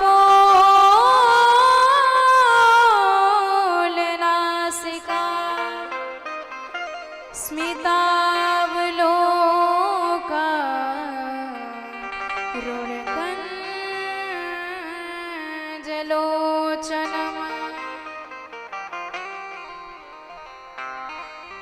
मुखम मुकुन्दस्य गुणाल कावृतम्, प्रदक्षिणं मे प्रचिरन्ति वै मृगा। अक्रूर जी विचार करते जा रहे हैं कि कैसा होगा भगवान का दिव्य स्वरूप। और सीधे शाम के वक्त वृंदावन पहुंचे। कन्हैया ने जब कुशलता पूछी तो बोल नहीं पाए। प्रभु समझ गए जब तक कंस रूपी कैंसर मथुरा में है तब तक मथुरा वासियों की कुशल नहीं। प्रभु ने कहा कि हम इसका ऑपरेशन करेंगे, आप पिताजी से केवल इतना कहना कि मेला घूमने जाना है। और सब तो ब्रजवासी बैलगाड़ी से मथुरा गए, पर कन्हैया अक्रूर जी के साथ बलराम जी को लेकर के रथ में विराजमान होके मथुरा की तरफ निकल रहे हैं। गोपियों ने देखा तो मार्ग में लेट गई, पर प्रभु ने समझाया कि परसों आ जाएंगे। सबने मार्ग छोड़ दिया और जैसे ही प्रभु मथुरा में आए, एक प्रहर बाकी था तो प्रभु ने बाबा से कहे कि बाबा ने एक मथुरा का मेला आज देख लें, बाकी को कल घूम लेंगे। तो आज्ञा लेके पूरे ग्वाल बाल के साथ मथुरा का मेला घूमने निकल पड़े। इधर सारी मथुरा के सौंदर्य, भगवान का वह दिव्य वेश देख देख के निहाल हो रही है। सखी कितना सुंदर बालक है, इतना सुकुमार शरीर इसका है, इसने कैसे इतने बड़े बड़े राक्षसों का वध किया होगा। वहीं से जय जयकार करते हैं। सारे ब्रजवासी कहने लगे लाला बड़ी जय जयकार है रे। कन्हैया बोले तो मामा जी के घर में आए हैं, तो पहली बार भांजा घर में आएगा तो जय जयकार नहीं होगी। मार्ग में जा रहे थे तो कंस का धोबी मिला, तो उस धोबी से वस्त्र मांगा प्रभु ने। उसने भगवान को गंवार वाला कह दिया। भगवान ने एक थप्पड़ लगाया तो एक थप्पड़ में ही काम तमाम। अपने भक्त दर्जी पर कृपा करी, सुदामा नाम के माली पर कृपा करी। कुब्जा चंदन का पात्र लिए जा रही थी, भगवान ने उसे भी पीछे से पुकारा सुंदरी जी कहके। पहली बार जीवन में संबोधन सुना, दौड़ करके आई प्रभु के पास। भगवान ने कहा अपना परिचय दो, आप कौन हो? उसने कहा कि प्रभु मैं कंस के दरबार में चंदन की सेवा करते हूँ। दास्यस्म्यहम सुंदर कंस संवता त्रिवक्र नामायनुलेप कर्मणि मदभावितम भोजपते विराज विना युवाम कोन्यतमस्तदर्हति। प्रभु ने कहा जो चंदन हमारे मामा जी को देती हो, कहा वो चंदन आज हमें भी दे दोगे? उसने कहा सरकार यदि आप कहें तो मैं अपने हाथों से लगा दूं। प्रभु ने कहा तब तो परम सौभाग्य। कुब्जा ने सारे चंदन सबरे ब्रजवासियन के माथे पर पोत दिए। बलराम जी बोले कन्हैया सबरो चंदन बिचारी के पुतवाए लियो और लियो दियो कछु नाय, दरबार में जाती तो कितना इनाम पाती। भगवान ने कहा कि चिंता मत करो, हम या को ऐसी चीज देंगे जो काऊ ने नाय दी होगी। भगवान वहां के पास गए, वहां के चरण को अपने श्री चरण से दबाए और वहां की ठोड़ी पर जैसे ही हाथ लगाए, बलराम जी मुंह फेर के बोले कन्हैया संभाल के अपनो वृंदावन ना आए। कन्हैया बोले दाऊ जी बिल्कुल चिंता मत करो, मुझे सब खबर है। सारे ब्रजवासी परिहास करवे लग गए, लाला कछु है जाए तेरी जोड़ी तो बन गई, तू भी त्रिभंग और जे भी त्रिभंगा दिख रही। सब हास परिहास करे, पर कन्हैया ने जो जोरदार झटका दिया कि जन्म जन्म की कुंवरी एकदम जगमगाती दिव्य छटा के रूप में प्रकट हो गई। मुकुंद स्पर्शना सद्य बभूव प्रमदोत्तमा। भगवान ने उस पर कृपा बरसाई। सामने देखा कंस का धनुष रखा हुआ था। कन्हैया ने दाऊ जी से पूछा दाऊ जी नेक छू के देख ले। दाऊ जी बोले लाला अपने मामा जी को धनुष है, तू उठाए के देख ले। और कन्हैया ने जैसे उठाई, प्रत्यंचा चढ़ाई कि धनुष दो टुकड़े में विभाजित हो गया। इतनी भयंकर ध्वनि हुई, कंस सिंहासन से गिरते गिरते बचा। समझ गया कि जब ये धनुष हमें मिला था तो कहा गया था धनुष को कोई तोड़ नहीं सकता, और जो तोड़ दे वो तुम्हें छोड़ नहीं सकता, मतलब हमारी गारंटी भी खत्म। इधर भगवान आए, रात्रि को विश्राम किए, सुबह हुई, पुनः मंच की तरफ चल दिए। मार्ग में कुवलिया पीठ नाम का हाथी मिला, उसे भी भगवान ने अपने धाम भेज दिया। और जैसे ही रंगमंच पे प्रभु पहुंचे तो चाणूर और मुष्टिकासुर नाम के दो दैत्य भगवान से लड़ने के लिए आए। चाणूर को भगवान ने एक चांटा मारा, एक चांटे में ही गिरा, चारों खाने चित्त चकनाचूर हो गया। मुष्टिकासुर का उद्धार बलराम जी ने एक ही मुष्टिका में कर दिया। शल तोषल नाम के दैत्य आए, भगवान ने उन्हें भी ठिकाने लगा दिया। कूट नाम का दैत्य मंच पर कूदता हुआ आया, भगवान ने उसे भी कूट पीस के भेज दिया। और कंस ने देखा तो बड़बड़ाने लगा, बांध लो दोनों बच्चों को, भागने ना पाए। पहले इन्हें मारूंगा, फिर इनके माँ बाप को मारूंगा, फिर अपने माँ बाप को मारूंगा। भगवान समझ गए इसका खेल खत्म। एक छलांग लगाए सरकार, सीधे कंस के पास उसके सिंहासन पर ही नजर आए। कंस के भगवान ने बाल पकड़े और घुमाते हुए याद दिलाया कि मेरी माँ के बाल भी तुमने विवाह वेला में ऐसे ही घुमाए थे। याद दिलाते हुए सरकार ने जोरदार झटका दिया, कंस सीधे रंगमंच पे आके गिरा और भगवान पूरे विश्व का भार लिए कंस के छाती पर विराजमान हो गए और कंस का भी उद्धार कर दिया।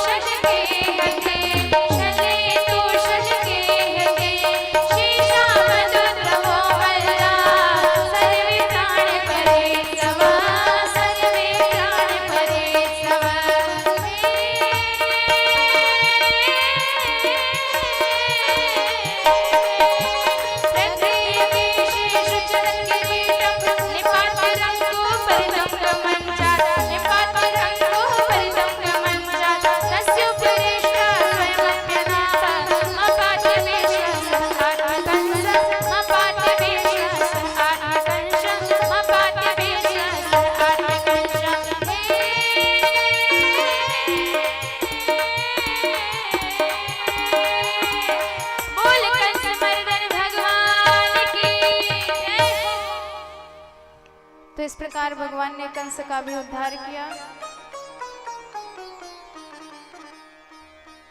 और सबने आज मिलकर भगवान को जगत गुरु का नाम दिया। बोल भक्त वत्सल भगवान की जय हो। वसुदेव सुतम देवम कंस चाणूर मर्दनम देवकी परमानंदम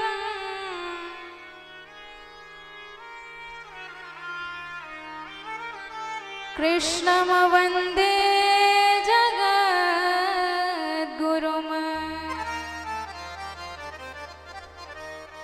इस तरह भगवान ने कंस का उद्धार किया, देवकी मैया वसुदेव जी को बंधन से मुक्त किया, शास्त्र कंठ नंद बाबा ब्रजवासियों को वृंदावन धाम भेजा, प्रभु का जनेऊ संस्कार किया गया, शिक्षा लेने के लिए सांदीपनी मुनि के आश्रम में गए और वहां सुदामा जी को अभिन्न मित्र बनाया।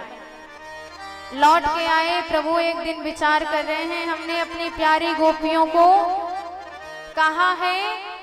कहा था कि परसों आएंगे, पर परसों के बजाय बरसों बिताए दिए, लेकिन आज तक उन गोपियों से मिलने नहीं गए। और इतना प्रेम है गोपियों के प्रति सरकार के मन में। प्रभु सोचते हैं कोई तो ऐसा पात्र मिले, कोई तो ऐसा सखा मिले मथुरा में, जिससे हम अपने मन की बातें कर सके, जिससे अपने मन का प्रेम बता पाए। और भगवान ने देखा तो पात्र समझ में आ गए, उद्धव जी।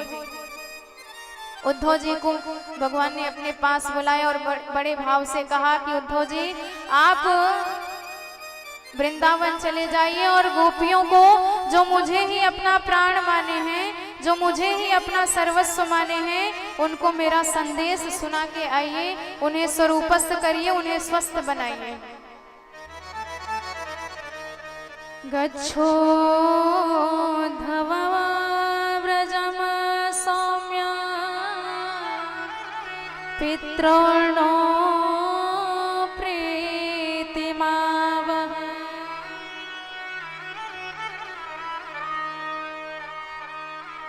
गोपान् व्रजम चात्मनाथम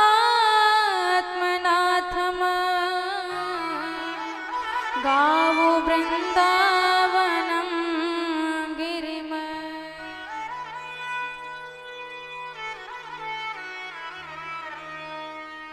प्रभु कहते हैं कि मुझे यह भी नहीं पता है कि मेरी वो गोपियां मेरे विरह में जीवित भी होंगी कि नहीं, उनके प्राण बचे भी होंगे कि नहीं। प्रायः यदि उनके प्राण बचे भी होंगे तो केवल इसी आशा से कि मेरे सरकार ने वादा किया है तो अवश्य मिलने आएंगे, यही वचन उन सबके प्राणों की रक्षा कर रहा होगा। धारयन्त्यति कृष्णेन प्रायः प्राणान् कथञ्चन।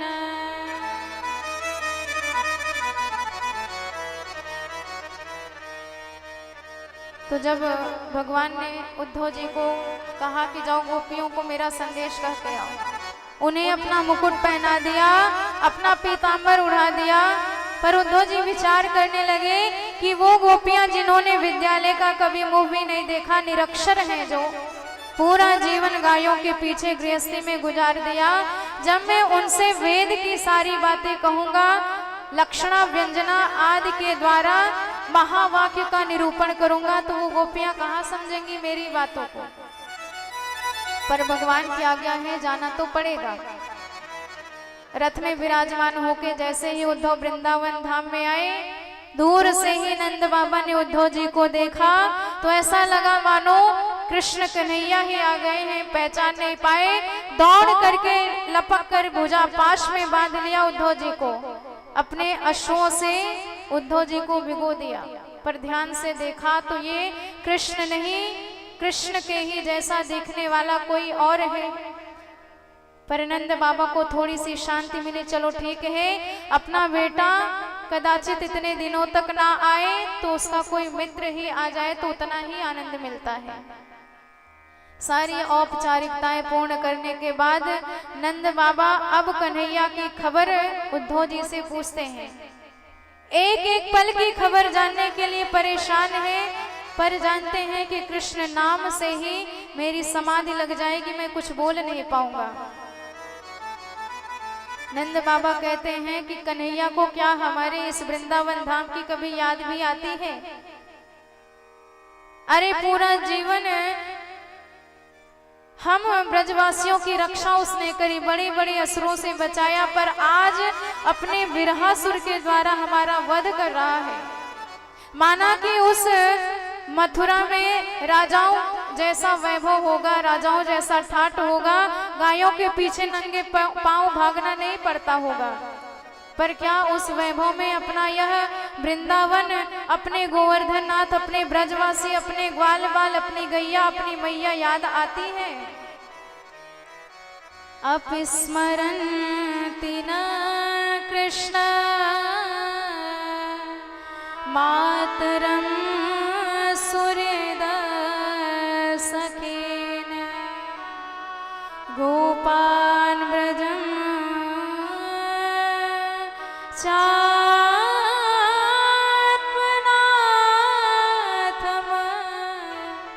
गावो वृंदावनम गिरिम।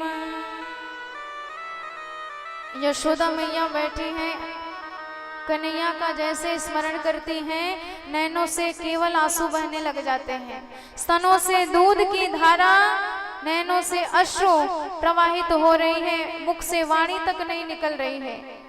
अर्जुन ने जब, उद्धव जी ने जब यह प्रेम की स्थिति देखी तो सारा ज्ञान उद्धव जी का बहने लगा। हाय यशोदा प्रेम तेरो वर्णत नहीं बने बखाने, आंचल से तेरे दूध बहे और बहे नयन से पानी। मैया मैया जो कहता था भूल गया कैसे तुमको, जब बंधन में बांध रखा था तोड़ गया कैसे उनको। मत रोना माँ छलिया है कपटी की यही निशानी, आंचल से तेरे दूध बहे और बहे नयन से पानी।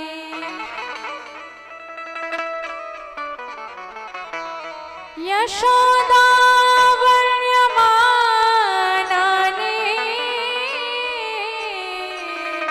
पुत्रस्य चरितानि च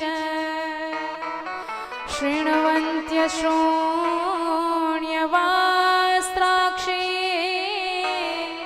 स्नेहस्नोत्तपयोधरा।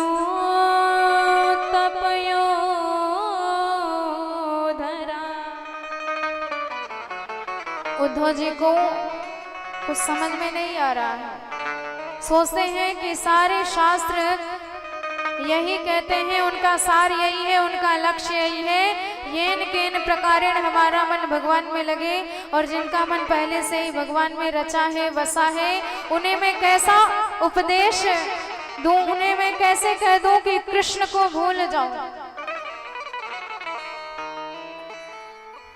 प्रशंसा करने के अतिरिक्त कुछ समझ में नहीं आ रहा है उद्धव जी को। कहते हैं कि धन्य है, प्रणाम है आपके चरणों में कि जिनकी रति गति मति सब भगवान के ऊपर निवेदित करी है आपने। वंदे नंद वज्र स्त्रीणाम पादरेणुमभीक्ष्णस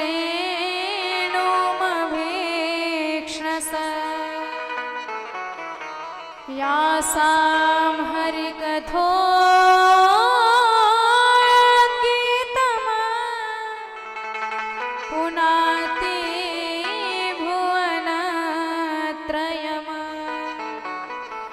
अरे आपके यश से, आपके कीर्ति से संपूर्ण ब्रह्मांड यशान्वित हो रहा है, संपूर्ण ब्रह्मांड सुशोभित हो रहा है। पर बुरा मत मानना बाबा, एक बात कहना चाहूंगा कि जिन कन्हैया को आप मात्र अपना बालक समझ रहे हैं, वो आपका बेटा मात्र नहीं है, वो सारे जगत का मालिक है। उसका कोई रूप नहीं है, कोई रंग नहीं है, कोई आकार नहीं है, कोई गुण नहीं है। न माता न पिता तस्य, न भार्या न सुता दयः, नात्मीयो न परश्चापि, न देहो जन्म एव च। विनाच्युतात् वस्तु तराम न वाच्यम, सएव सर्वम परमार्थ भूतः। कण कण में वही समाया हुआ है। पर नंद बाबा कहते हैं, उद्धव तू क्या कहना चाहता है, मुझे तेरी कोई बातें समझ में नहीं आती है। अरे तुझे कहां से उसकी भगवत्ता समझ में आ रही है? भगवान तो परम शांत होते हैं, बंधन से मुक्त कराने वाले होते हैं, पर वो तो महानटखट था। यशोदा ने उसे ऊखल में बांध दिया था। कैसे मेरे वो हाथ मान ले, कैसे वो मेरे नयन मान ले कि उसका कोई रंग नहीं है, उसका कोई रूप नहीं है, उसका कोई आकार नहीं है। जिन गोदी में उसे खिलाया है, जिन उंगली से पकड़ करके उसे चलना सिखाया है, कैसे मेरे वो हाथ माने कि वह निराकार है, निर्गुण है, निर्विशेष है, निरुपाधिक है, निरुपम है, परम ब्रह्म है। ये तो वही हाल हुई कि कोई प्यास से तड़प रहा हो, पानी की बूंद बूंद के लिए तरस रहा हो, ऐसे अत्यंत पिपासु प्यासे व्यक्ति के पास जाके आप कहने लग जाओ कि भाई पानी कहाँ नहीं है। ऊपर देखिए आकाश में बादलों में जल ही जल नजर आएगा, नीचे जहां आप खोदोगे जल ही आपको मिलेगा। आपका शरीर भी पंच तत्व विनिर्मित है, जल से ही मिलके बना है। तो बात तो सत्य है, पानी ऊपर है, नीचे है, हमारे भीतर है, कहाँ नहीं है। पर प्यासा कहेगा मुझे पानी का ज्ञान नहीं, मुझे पानी चाहिए, क्योंकि पानी की एक एक बूंद के लिए मेरे प्राण चले जा रहे हैं। तो दो ठीक इसी प्रकार जो आंखें भगवान के रूप सुधा की प्यासी हैं, वो आंखें केवल उनका दर्शन चाहती हैं, उनका ज्ञान नहीं चाहते हैं। उद्धव जी तो प्रणाम करके सीधे वहां से चल दिए, गोपियों के पास आए तो वहां तो और प्रेम की दशा निराली है। गोपियां कहती हैं कि कन्हैया इतने निष्ठुर हैं, इतने निर्दयी हैं। आज पता चला जिनके लिए पूरा जीवन हमने उनके नाम कर दिया, सर्वस्व त्याग कर दिया, आज उस कन्हैया ने हमें ही दर दर ठोकरे खाने के लिए छोड़ दिया है। उन्होंने हमें वैसे ही छोड़ दिया जैसे जंगल में आग लग जाए तो सारे जानवर छोड़ के भाग जाते हैं, जैसे दक्षिणा लेके पंडित जी चले जाते हैं, जैसे पुष्प का पराग चुनकर भौरे उड़ जाते हैं, जैसे धनहीन पुरुष को गणिका छोड़ के चली जाती है, ऐसे ही कन्हैया ने हमारा भी परित्याग कर दिया है। एक भ्रमर आया, किशोरी जी के लाल लाल चरण कमलों को देखा तो उसे लगा कि कमल दल है, थोड़ा सा पराग ले ले। जैसे ही पराग लेने के लिए चरणों पर बैठा, किशोरी जी को उस भ्रमर में भी श्याम जी नजर आने लगे। डांट लगा दी उस भ्रमर को, अरे छलिया कपटी भ्रमर, तू उसी काले कपटी कन्हैया का मित्र है, तेरा कपट स्वभाव समझ गई है हम। तेरे मूंछों पर जो पीला पीला रंग लगा हुआ है, ये वही रंग है भगवान ने मथुरा की सुंदरियों को हृदय से लगाया होगा, और उनके हृदय पर जो पीत चंदन लगा था वही श्याम की माला में लग गया, और तूने उसी माला का पराग लिया और तेरी मूंछों पर वही चंदन लग गया, और तू ऐसा ही रूप लेके हमें चिढ़ाने आया है। भाग जा यहाँ से, डांट के भगा देती है उस भ्रमर को। भ्रमर से ही बातें करने लग जाती हैं, इसी को भ्रमर गीत कहा जाता है। मधुप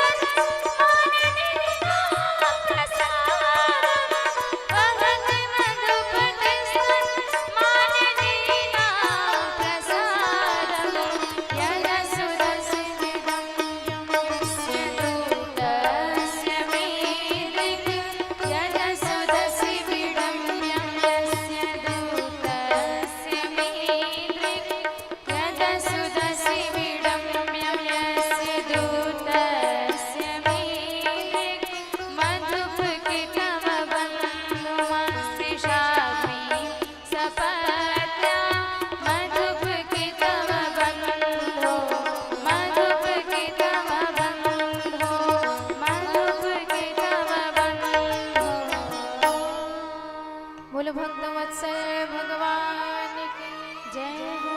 उद्धव जी ने गोपियों की ऐसी प्रेम दशा देखी, होश ही नहीं रहा, निमग्न हो गए उसी ब्रज के प्रेम में, ब्रज की भक्ति में। भगवान से प्रार्थना करते हैं कि सरकार आपसे केवल यही आशीर्वाद मांगते हैं कि जितने भी जन्म मिले केवल इस वृंदावन में मिले। आप चाहो तो हमें इस वृंदावन धाम की लता बना दो, कीट बना दो, यमुना जल की मछली ही बना दो, नंद भवन की गाय ही बना दो, पर वृंदावन से बाहर कभी ना भेजना। आसाम हो चरण रेणु जो साम हम श्याम, वृंदावने किमपि गुल्मल तोषधीना, भेजुर् मुकुंद पदवी श्रुतिभिर्विभ्रज्ञा।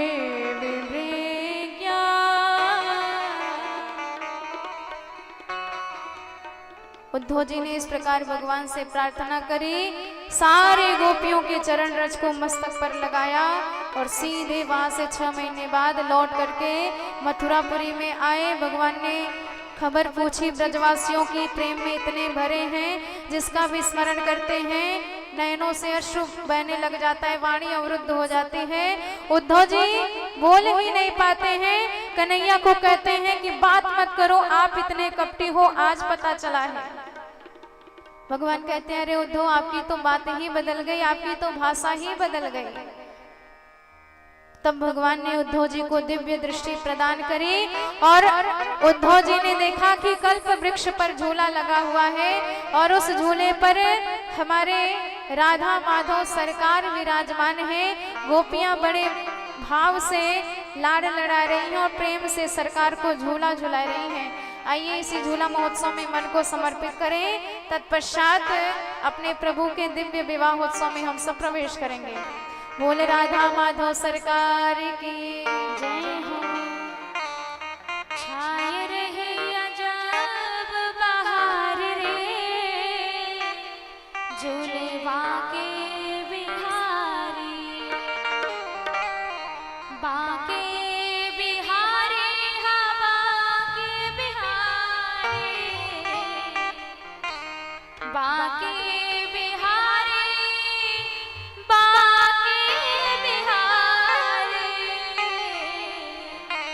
छाए रहे अजब बहार रे, झूले बाके बिहारी, छाए रहे अजब बहार रे, झूले बाके बिहारी, छाए रहे अजब बहार रे, झूले बाके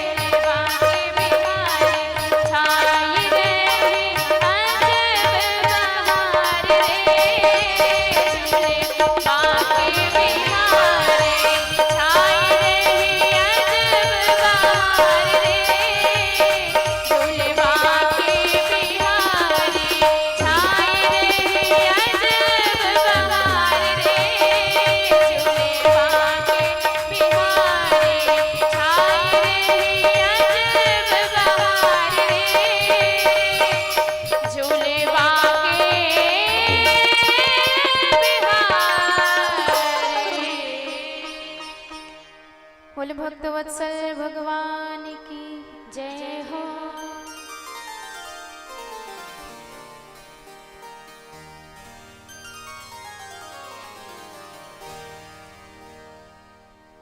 और दशम स्कंद के उत्तरार्ध में भगवान का दिव्य विवाह वर्णन किया गया है। भगवान का प्रथम विवाह लक्ष्मी स्वरूपा रुक्मिणी जी के साथ राक्षस विधि से संपन्न हुआ।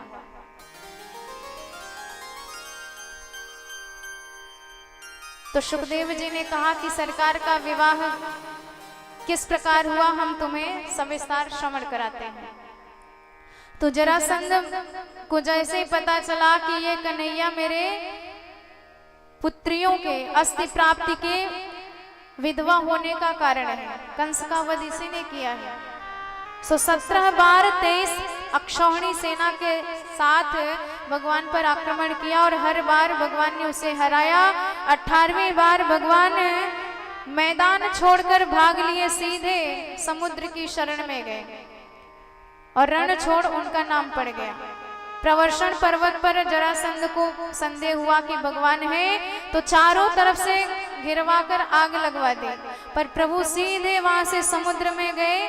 वहां पर विश्वकर्मा जी द्वारा निर्मित द्वारिकापुरी में भगवान 25 वर्ष की अवस्था में द्वारिकाधीश बने विराजमान हैं।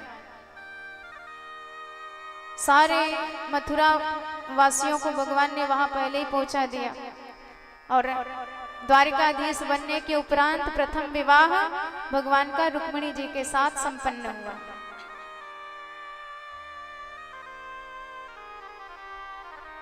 भगवान भीष्मक सुता रुक्मिणी रुचिरा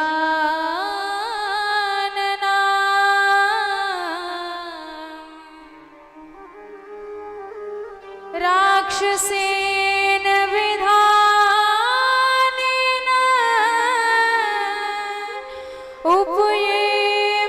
उपयेमैते श्रुतम् उपयेमैते श्रुतम्।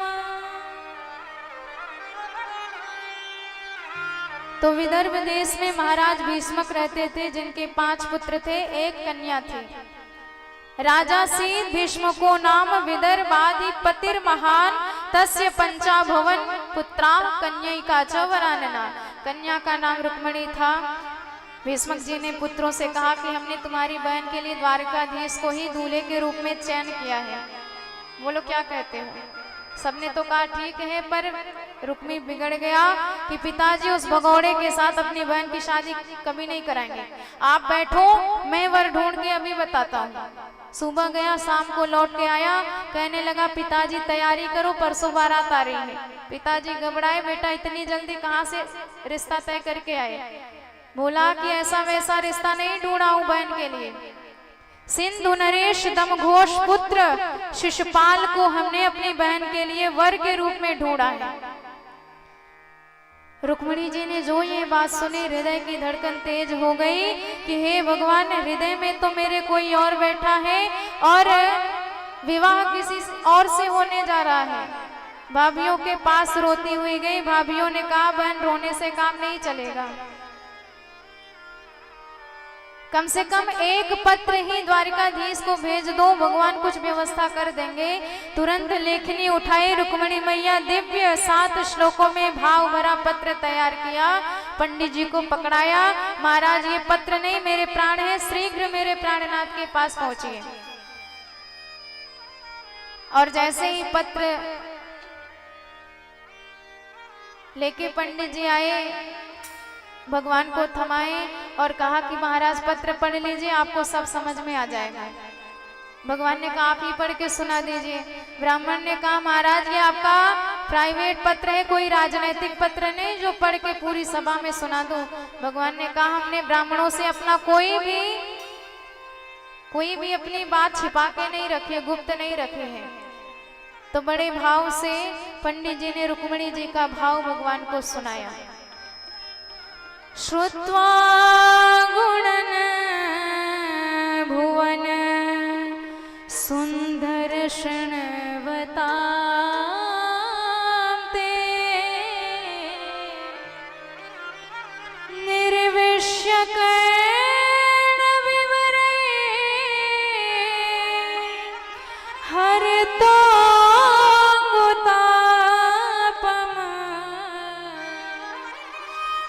स्मर्तुङ्गुतापम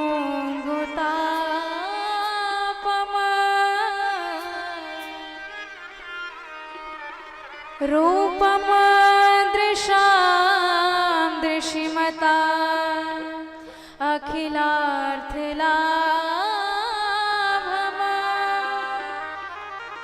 त्वय्यच्युता विशति चेत् तपपत्रपम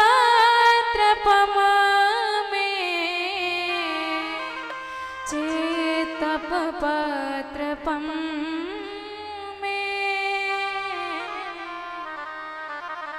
रुक्मिणी मैया कहती हैं कि हे त्रिभुवन सुंदर, हे अच्युत, मैं आपके गुण सुनते सुनते आपकी इतनी दीवानी हो गई हूँ कि आपको ही पति रूप में वरण कर लिया है। मैंने मन से मान लिया है कि यदि विवाह करूंगी तो आपके साथ ही विवाह करूंगी, नहीं तो आजन्म कुंवारी ही रहूंगी। तो प्रभु कहीं सिंह के भाग को गीदड़ ना उठा के ले जाए, इसलिए मैं आपको निमंत्रण देती हूँ। आप आइए, वीरता दिखाइए और मेरा हरण करके यहाँ से ले जाइए।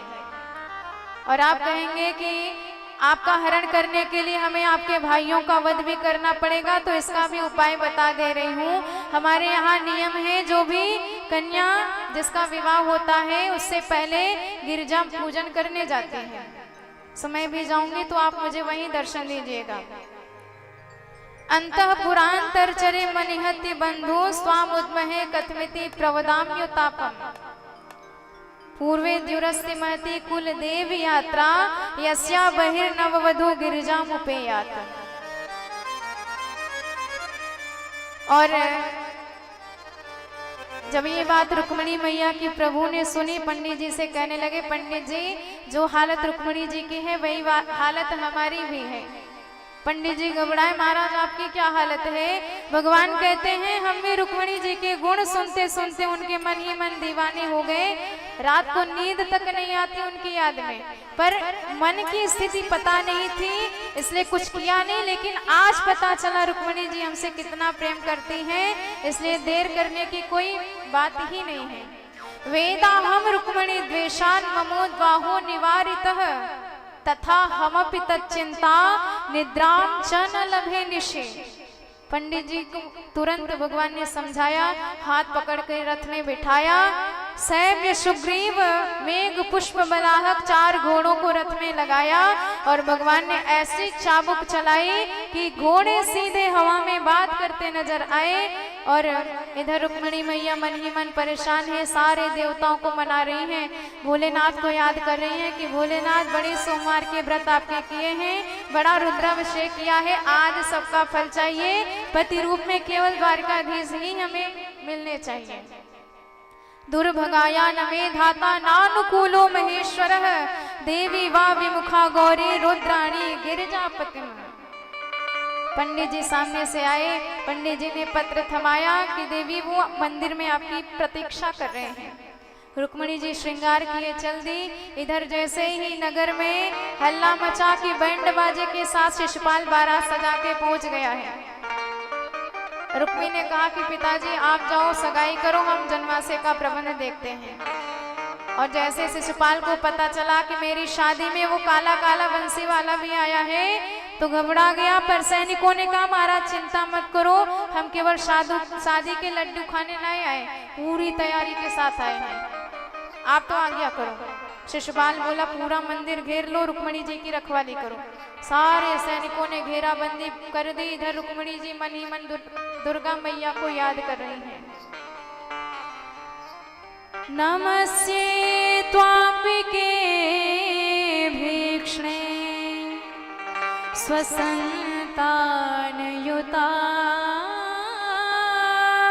शिवा भूयात् पतिर्मे भगवान्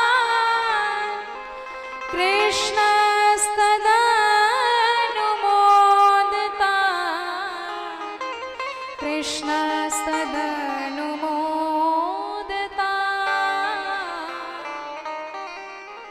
देवी मैया का आशीर्वाद मिल गया। वाम ऊरुर्भुजम नेत्रम स्फुरन् प्रियवासिनः बाएं बाएं नेत्र फड़कने लगे, अंग फड़कने लगे। रुक्मिणी जी प्रमुदित मन से जैसे ही बाहर आई, विशाल सैन्य समुदाय देखा, घबरा गई कि इसमें अपने द्वारिकाधीश को ढूंढूंगी कैसे। और हमारे प्रभु आके बीच में विराजमान हो गए। और जैसे सैनिकों ने रुक्मिणी जी की वह भव्य शोभा देखी तो सबके होश उड़ गए। कहने लगे, अरे देखो देखो इनकी चाल कितनी सुंदर है, एकदम गजगामिनी जैसे। इनके विशाल बाल देखो कैसे लहरा रहे हैं, गले का हार देखो कैसा जगमगा रहा है। और रुक्मिणी मैया की दृष्टि एक एक सैनिक पर पड़ रही है, अपने द्वारिकाधीश को ढूंढती हुई। जिस भी सैनिक पर नजर पड़ जाती है वही समझता है कि हम भी किसी से कम नहीं, हम में भी कुछ बात है कि इन्होंने हमें देखा है। पर इतने में जैसे ही दृष्टि पड़ती द्वारकाधीश पर पड़ी, आंखें चार भई। भगवान ने हाथ हिला दिया कि हम ही हैं, घबराओ मत। अब तो पहचान निकलते ही रुक्मिणी मैया परम गदगद हो गई, मुख पर मुस्कान की लहर दौड़ गई। सैनिकों ने जो मुस्कान देखा रुक्मिणी जी का, रहे सहे होश भी उड़ गए। भगवान सारे सैन्य समुदाय के बीच से आगे बढ़े और बड़े भाव से अपना हाथ रुक्मिणी जी की तरफ बढ़ाया और उनका हाथ अपने हाथ में स्वीकार किया सरकार ने। बड़ा सुंदर हमारे सुखदेव जी वर्णन करते हैं। ताम्राज कन्या रथम मारुरोक्षते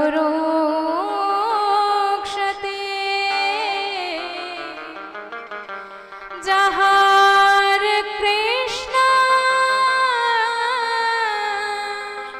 द्विषता समीक्षता द्विषता समीक्षता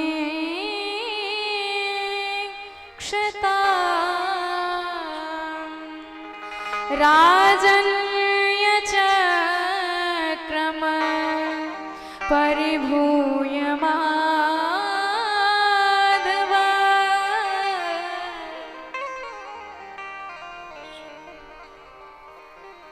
तो भगवान ने इस प्रकार रुक्मिणी मैया का पाणी ग्रहण स्वीकार किया। हाथ पकड़ करके सीधे ले आए, अपने रथ में रुक्मिणी मैया को बिठाया। और जैसे ही सैनिकों ने वह सांवरी और गोरी जोड़ी का दर्शन किया, सैनिक कहने लगे, अरे इतनी सुंदर जोड़ी दुनिया में कोई हो ही नहीं सकती। पागल हो गए एकदम भगवान की छवि देखकर। कहने लगे, अरे देखो देखो रथ कितना सुंदर है, पूरा सोने का है। दूसरा बोला, अरे रथ तो सोने के कई हो सकते हैं, पर घोड़े को तो देख कितने सुंदर, एकदम श्वेत, कान ऐसे खड़े मानो उच्च श्रवा घोड़े में। और जैसे ही भगवान ने चाबुक चलाई, लगाम थामी हाथ में कि घोड़े सीधे हवा में उड़ते नजर आए। सैनिक कहते हैं, अरे देखो देखो चाल कितनी सुंदर है घोड़े की। भगवान तो चले गए और तब सैनिकों को होश आया। कहने लगे, क्यों रे हम यहाँ क्यों खड़े हैं। सखियां हंसती हुई कहने लगी, महाराज आप सब रुक्मिणी जी की रखवाली में खड़े थे। अब जब होश आया कहने लगे, अरे रुक्मिणी जी कहाँ है, ढूंढो पता लगाओ। सखियां कहती हैं, तुम सब पागल हो गए हो, रुक्मिणी जी तो वो गई द्वारिकाधीश के साथ। अब तो सैनिक दौड़ो दौड़ो पकड़ो पकड़ो कहने लगे। और जैसे ही भगवान को ललकारा, भगवान ने लड़ने के लिए रथ मोड़ दिया। लड़ने के लिए तैयार हो ही रहे थे कि पीछे से बड़ी जोरदार जयकार की आवाज सुनाई दी। बोले द्वारिकाधीश भगवान की जय हो। और जैसे ही भगवान ने इतनी जोरदार अपनी जयकार सुनी, पीछे मुड़ के देखा तो बलराम जी हल मुसलताने पूरी नारायणी सेना के साथ बारात लेके आए थे। बलराम जी ने कहा कि कन्हैया तू तो घर में जा बहू रानी के साथ, और हम याते हाल ही में निपट के आए। और जैसे सैनिकों ने बलराम जी का दर्शन किया, पसीने छूट गए। हे भगवान, ये ऐन मौके पर हर मूसर वाले न जाने कहाँ पे आए गए। दौड़ करके शिषपाल के पास गए, महाराज गजब हो गया, आपकी होने वाली देवी जी भाग गई। बेचारा शिषपाल इतना निराश, इतना हताश, इतना उदास कि दुल्हन के डोले में बैठकर घर लौट गया। और इधर हमारे द्वारकाधीश रुक्मिणी मैया को द्वारिकापुरी में लेके आए। जैसे ही पता चला द्वारिकापुर वालों को तो घर घर मंडप सजने लगे, मंगल गीत गवने लगे। रुक्मिणी जी का दिव्य भव्य श्रृंगार किया गया।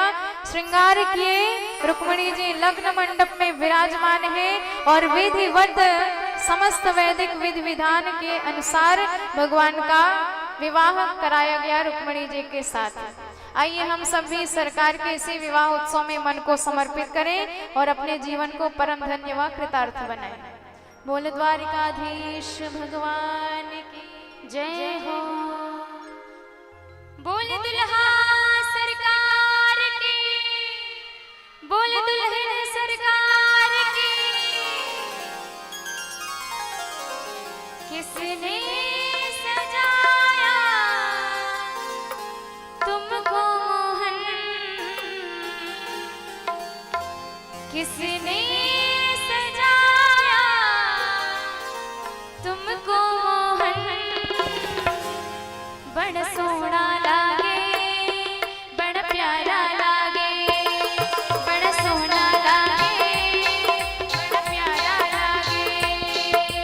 किसने सजाया तुमको मोहन, किसने सजाया तुमको मोहन।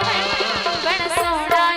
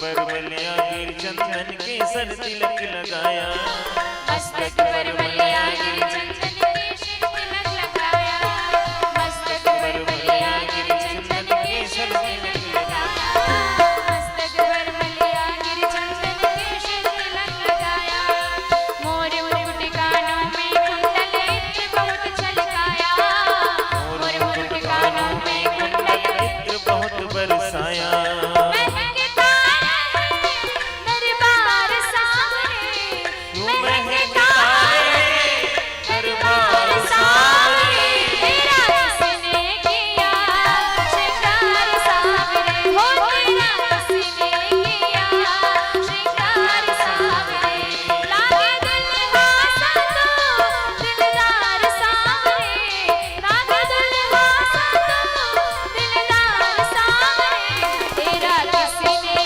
किया श्रृंगार सावरे, हो तेरा किसने किया श्रृंगार सावरे।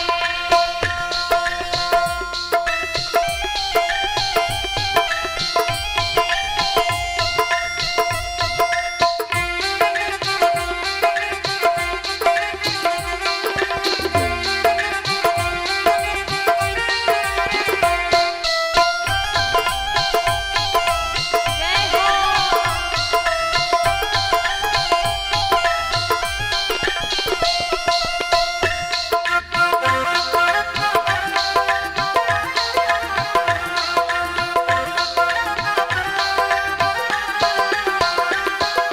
बागों से कलियां चुन चुन कर सुंदर हार बनाया, बागों से कलियां चुन चुन के सुंदर हार बनाया, बागों से कलियां चुन चुन कर सुंदर हार बनाया, बागों से कलियां चुन चुन के सुंदर हार बनाया, रहे सलामत हाथ सदा वो जिसने तुझे सजाया, रहे सलामत हाथ सदा वो जिसने तुम्हें सजाया, रहे सलामत हाथ सदा वो जिसने तुझे सजाया, रहे सलामत हाथ सदा वो जिसने तुझे सजाया, सजाता रहे दरबार सावरे, यूं सजाता रहे दरबार सावरे, तेरा किसने किया श्रृंगार सावरे, हो तेरा किसने किया श्रृंगार सावरे।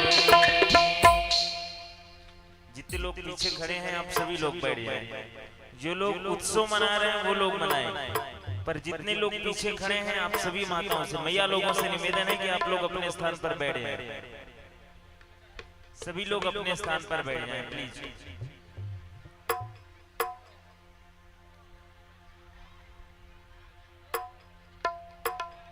आप सभी से निवेदन है कि अपने स्थान पर बैठकर ही विवाह उत्सव का आनंद उठाएं।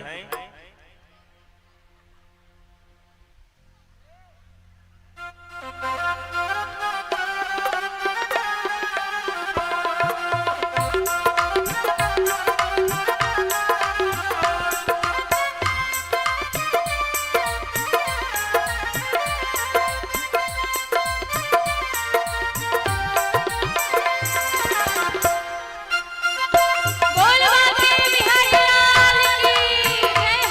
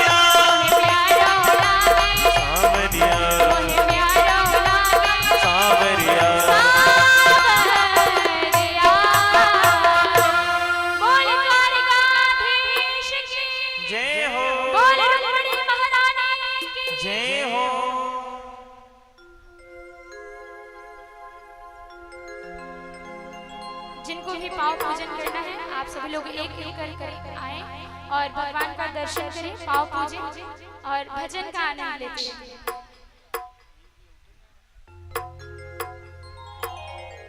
कितने लोग बाराती के रूप में आए, हाथ उठाकर बताइए।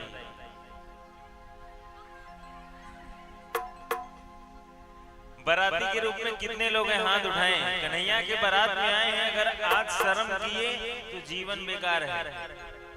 कन्हैया की बारात में आए हैं, कन्हैया की शादी में आए हैं, अपने घर के बच्चों बिटिया बेटों की शादी में खूब आनंद उड़ाते हैं, खूब आप लोग आनंद के साथ शादी को मनाते हैं। पर आज जगत के पालनहार की शादी है, यदि आपके मन में उत्साह है तो आइए आनंद के साथ सभी लोग खूब उत्सव मनाएंगे।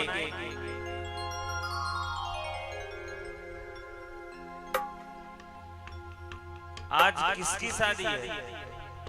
श्याम की शादी, इसलिए आइए सभी लोग आनंद के साथ। आज मेरी श्याम की शादी है,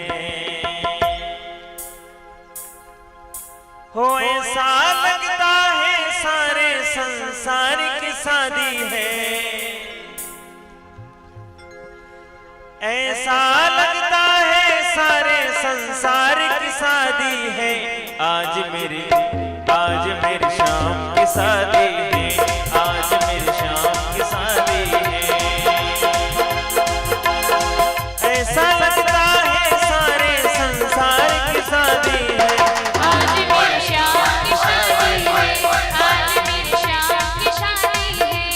ओ शाम की शादी है, मेरे घन श्याम की शादी है। शाम की शादी है, मेरे घन श्याम की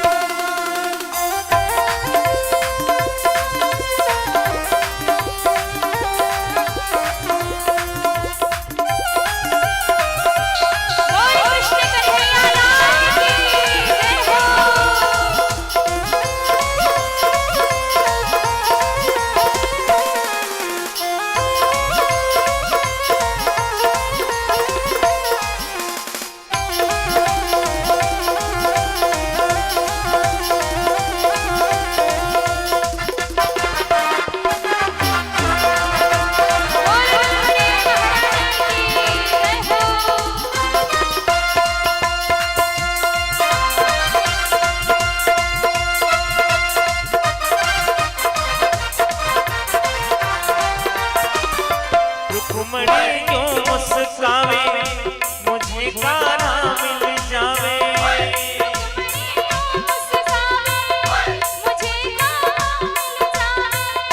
रुक्मणी क्यों मुस्कावे मुझे कान्हा मिल जावे।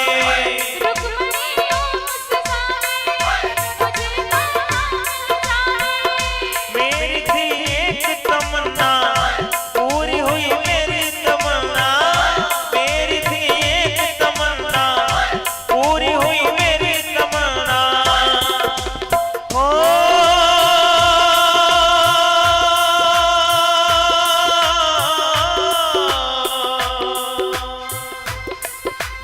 आज मुझे लगता है कि आज मुझे लगता है कि संसार की शादी है। आज मेरी शान की शादी है, आज मेरी शान की शादी है, आज मेरी शान की शादी है। ओ शान की शादी है, मेरे सरकार की शादी है। हाँ शान की शादी है, मेरे सरकार की शादी है। आज मेरी शान की शादी है, आज मेरी शान की शादी है, आज मेरी शान की शादी है।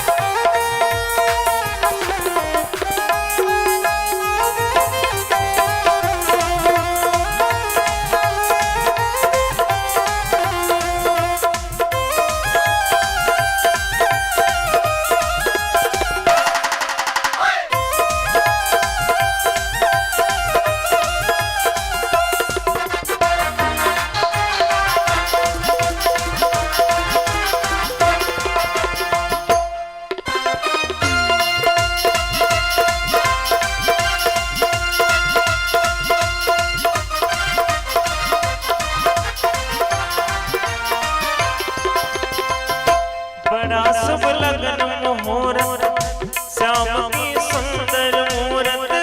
बड़ा शुभ लगन मुहूर्त, शाम की सुंदर सूरत।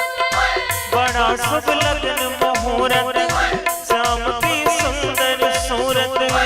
बड़ा शुभ लगन मुहूर्त, शाम की सुंदर सूरत। कैसे संयोग बने हैं रुक्मणी श्याम मिले हैं। कैसे संयोग बने हैं रुक्मणी श्याम मिले हैं। ओ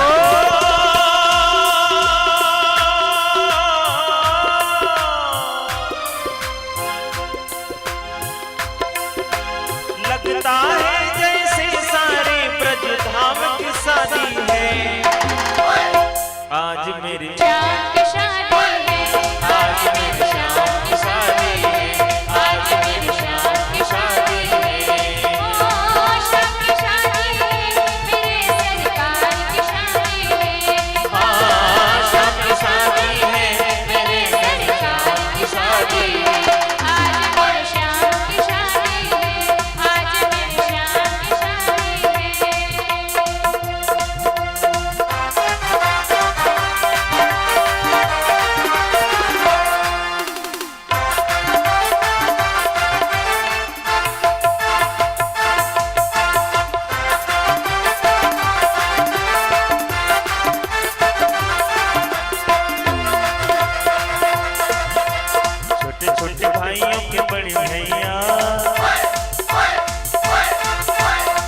छोटे भाइयों के बड़े भैया आज बने रुक्मिणी की दुनिया।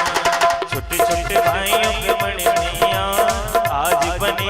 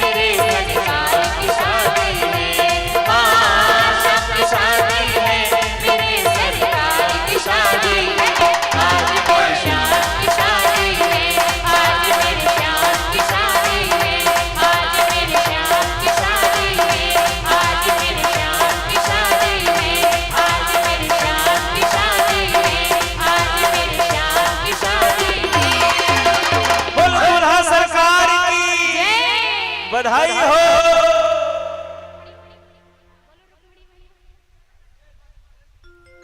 सभी भक्तजन अपने अपने स्थान पर खड़े हो जाएं। आइए हम सभी लोग मिलकर के भागवत भगवान की आरती करते हैं। तत्पश्चात आप सभी लोग दिव्य आरती का दर्शन एवं प्रसाद ग्रहण करेंगे।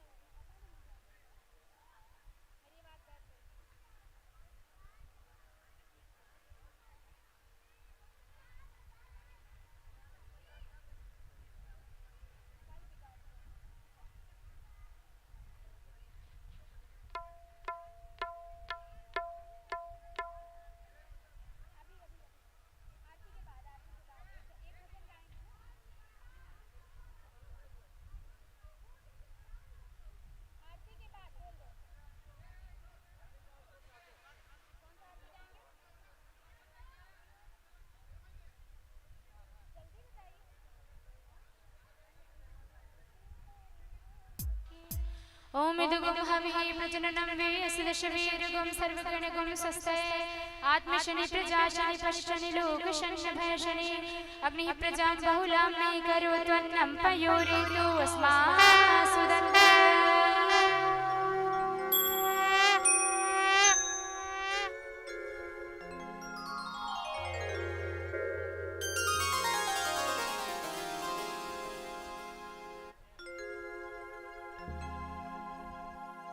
उतारो है सखी, हाँ उतारो है आप सभी लोग अपने अपने सखी। स्थान पर खड़े हो जाइए। जो बैठे हुए हैं आरती करने के लिए सभी लोग खड़े हो जाइए। उतारो है सखी, हाँ उतारो है सखी, सांवर दुल्हा के आरती उतारो है सखी।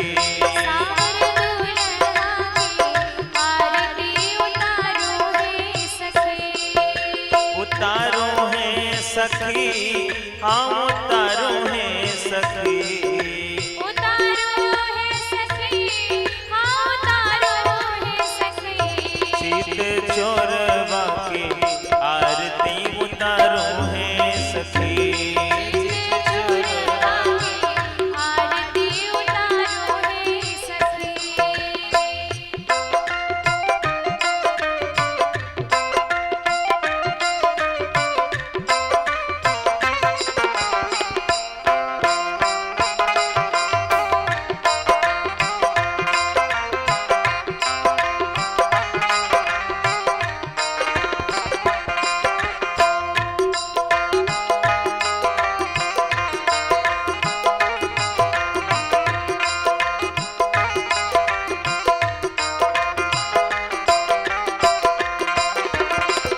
दुल्हन श्री भानु दुलारी, दुल्हन श्री वृषभानु दुलारी। दुल्हा दुल्हनुआ श्री नंद बिहारी। दुल्हा दुल्हनुआ श्री नंद बिहारी। भरी भरी नैना निहारो है सखी, भरी भरी नैना निहारो है सखी। सांवर सांवर दुल्हा के आरती उतारो है सखी। सांवर दुल्हा के आरती उतारो है सखी।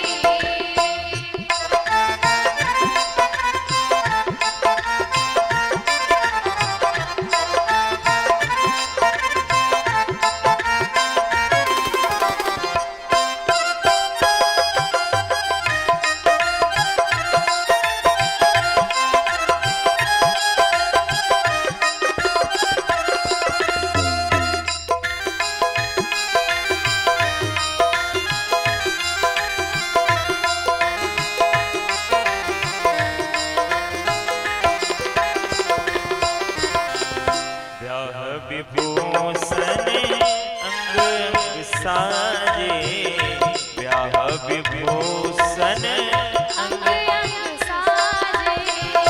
मणि मंडप मंगलमय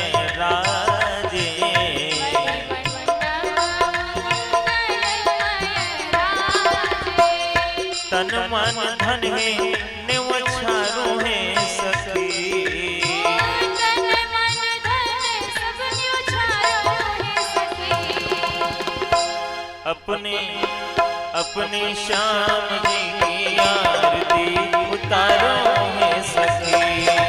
श्याम जी की आरती उतारो है सखी। सावर दुल्हा के आरती उतारो है सखी। आरती उतारो है सखी। चारों दुल्हा की आरती उतारो है सखी। सावर दुल्हा की आरती उतारो है सखी। कर्पूर गौरम करुणावतारम संसार सारम भुजगेन्द्रहारं सदा वसन्तं हृदयारविन्दे भवं भवानी त्वमेव माता च पिता त्वमेव बन्धुः तस्था त्वमेव वेदा द्रविणं त्वमेव सर्वं मम देवदेव त्वमेव सर्वं मम देवदेव। कटकटवंशी वाले गोकुल के राजा मेरी अखियाँ तरस रही अब तो आजा। कटकटवंशी वाले गोकुल के राजा मेरी अखियाँ तरस रही अब तो आजा। आजा नंदलाल तरस रही अखियाँ, आजा नंदलाल तरस रही अखियाँ, तरस रही अखियाँ, बरस रही अखियाँ, तरस रही अखियाँ, बरस रही अखियाँ। आजा नंदलाल तरस रही अखियाँ, आजा नंदलाल तरस रही। हरे रामा राम राम हरे हरे, हरे कृष्णा कृष्णा कृष्णा